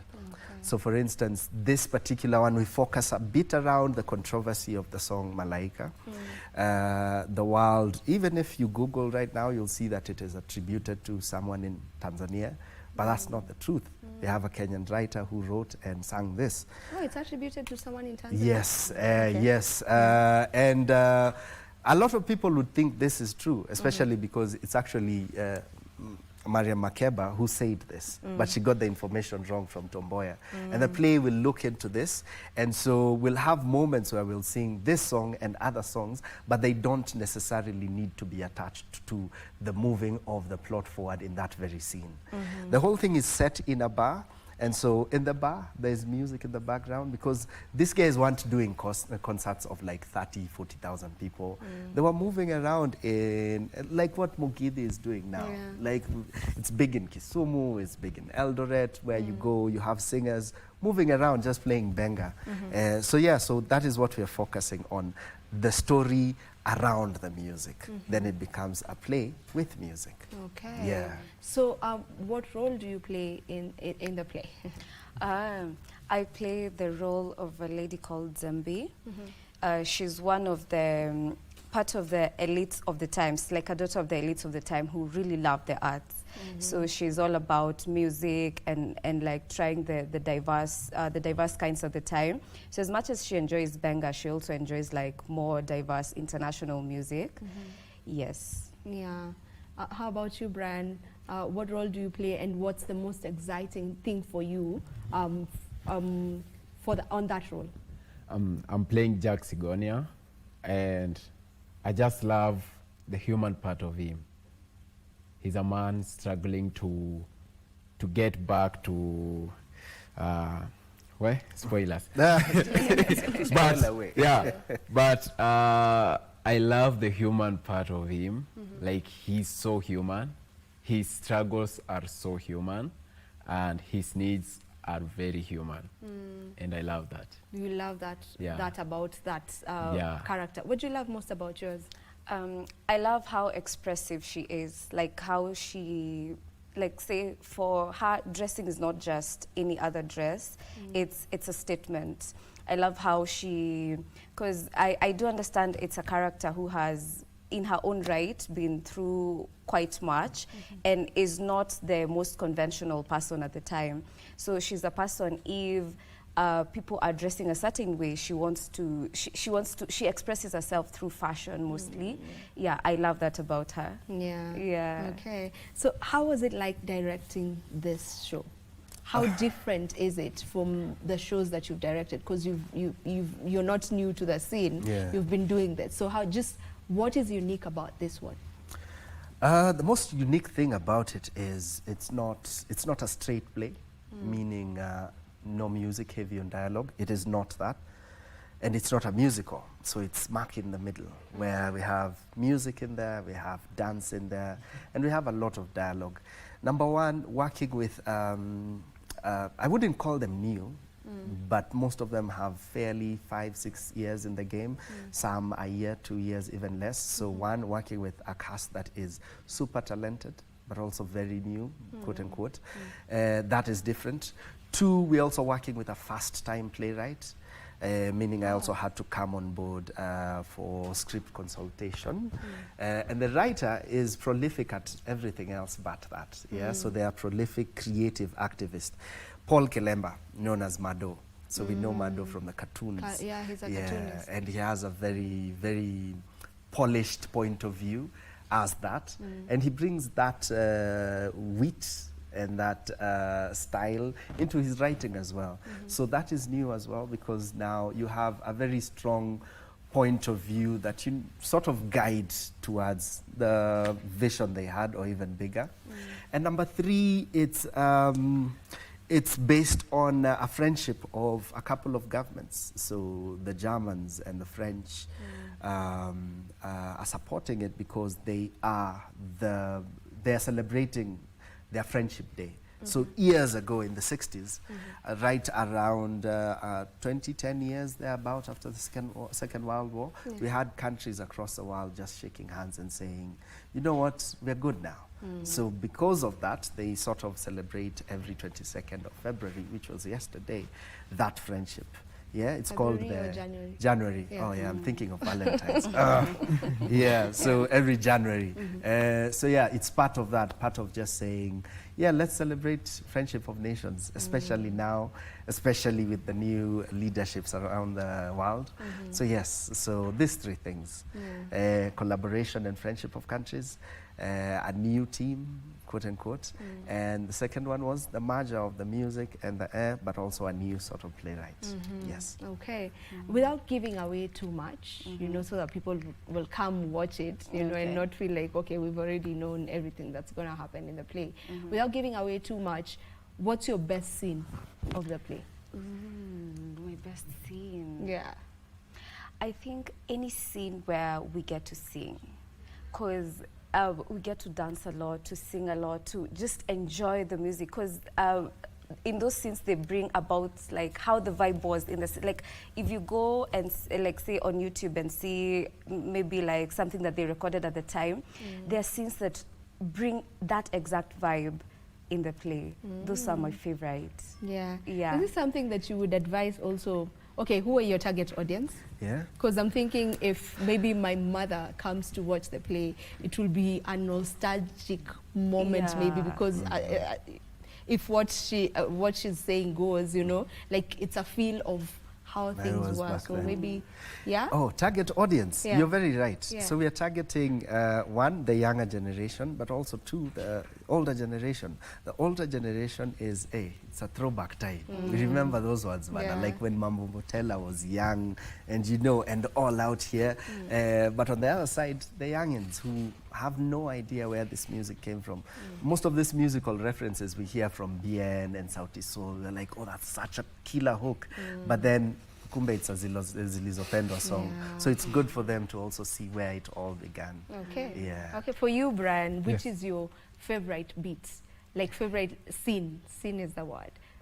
Yeah, which is your favorite word? I think every scene. Yeah. No, you have to pick one. I mean, you have to paint that picture for us. So tell us one. The reason why I'm saying that is because the way the guy, Mato, and Paul structured the play, it's like every scene has something unique that the other scene doesn't have. So every time you get to a scene, there's something unique that you won't get in the scene 2, 3, 4, and scene 2 also has its own unique thing. Maybe kind of spoilers. Go for it. Maybe the scene that I'm given to dance, that I'm asked to dance.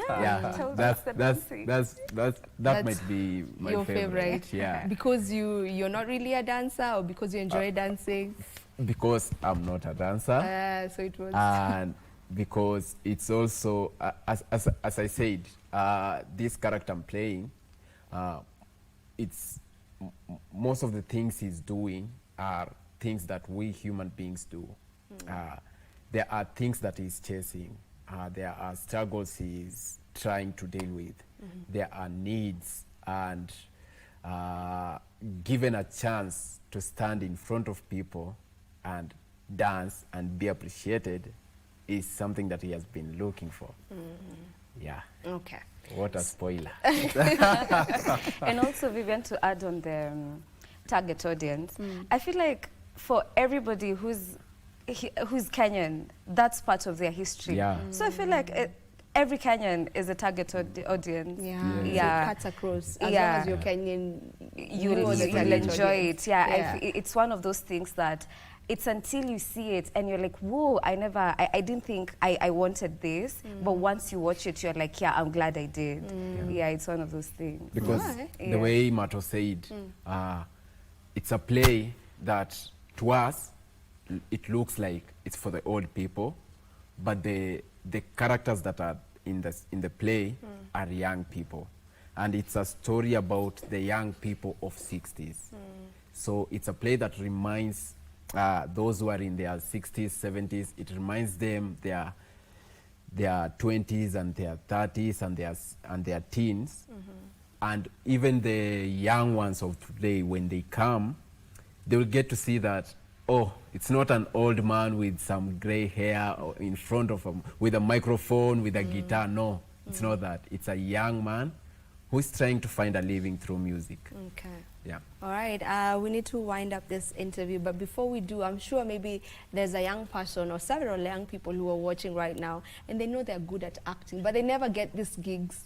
You know, wanashindwa kwani watu upataje hizi gigs? You know, kwani amepataje. So is there a place where you call for auditions and whatnot? This is just for someone who's looking to get into that industry, but they don't know where to start. So do you call for auditions and where to get that? Yeah, so for instance, this one we definitely called out for auditions, but my all-time advice is always start where you are, you know? Depending on your age, if you're in school, start in school. If you're at church, start there. You know, the thing about performing is we always think we are heading towards it, yet it's a thing we can do in the now. So if they can play it there, then who knows? Whoever's watching might just pick them from there, or they'll have sharpened their muscle enough by the time opportunity is coming their way. They're ready. Yeah. So don't just make it a dream. Start. That's the difference between us and everyone else. A doctor has to go to med school. An actor just needs to start practicing. So start where you are. Don't DM me, you know. Just come for workshops. Go and watch plays, go and watch movies, and after that engage with these people. Be curious. How did you? How could you? Where could I? You know, show up there, but always remember this is not a tool you need to even study for. Being a human being is good enough. Because the thing about acting, we are reflecting what it is to be a human, and you have that, unless you're AI, you know. So start where you are. Whatever you have in your hands is good enough. Okay, so when is the play showing? Do we say showing for plays as well?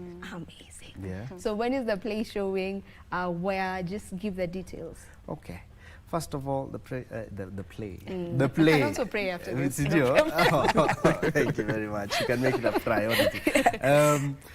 The play is free of charge. Free of charge. All one has to do is make a booking on the link, but they can also just show up at the Allianz. Yeah, so it will be at the Allianz Francais from tonight, Thursday, Friday, Saturday, and Sunday. Thursday and Friday, the show is on at 6:30 p.m. in the evening. Then Saturday and Sunday, we have at 3 and 6 p.m. Yeah, the show is 2 hours long, and it's a 2-hour-long show of great fun and good vibes. We promise you by the end of the show, you'll want to know who Daudi Kabaka is, John Zenze is, Fadhili William is, and them likes. Amazing. Yeah. All right, it was a pleasure having you on set. Thank you so much for coming. And yeah, we will come for the show and just get to experience it. So thank you, Brian. Thank you, Gina and Martin Kigondu. Thank you so much to each and every one of you who has been tuned in to Entertainment Thursday. It was a ball right here. I had a good time. So I hope that that energy bounced back to you. And I also hope that you got to enjoy yourself, because over here, we've had fun for sure. This is where we end it. And my name is Vivian Ndagwa. Remember, we do this each and every Thursday, same time and place. So we do this again next week, God willing. I normally get to learn a bit of things on the decks, but today haitakuwa ile siku, unfortunately. So we'll do it next week. We'll actually be having Afri Thursday, which will be concentrating on one community. And all, the music will be about just one community from the 254. You definitely want to be there for that. Goodbye.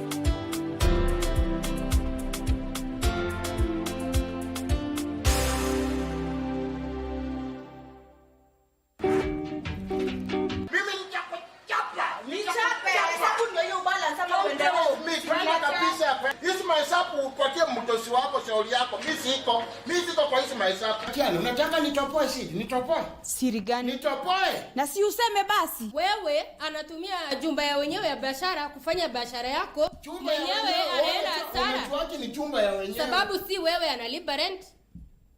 So what is your problem? Wewe unatakiwa uulize maswali. Sikiliza. Do you know what I called through about that interview? Unajua nini nilienda through about that interview? Actually, she was forcing me and then I refused it. Ndio nakuuliza, mbona ukumwambia mwenye kazi kwamba huyu msichana umeleta ananisumbua? Si wewe alimleta huyo msichana. Na mbona ukumshtaki kwa mwenye kazi? Mimi ndio usinifanye fool kwa sababu umeniweka mahali kuna temptations. Alafu nakoja. Kwa hivyo ukakuwa tempted. Si kwa tempted, lakini kuna temptations. Umesema amekuweka kwa temptation. So you are tempted ndio ukafanya hivyo vitu. I was almost there, mheshimiwa. Sio kitu nimesema mheshimiwa. Ya Shafi ya Rasulullah ya Shaymadina. Ni mambo gani ambayo sisi huwafunza wadogo zetu ili waweze kupata manufaa katika dunia na kesho akhera? Ni maneno yenye kupandana, maneno yenye kuzidi, maneno ya ziada.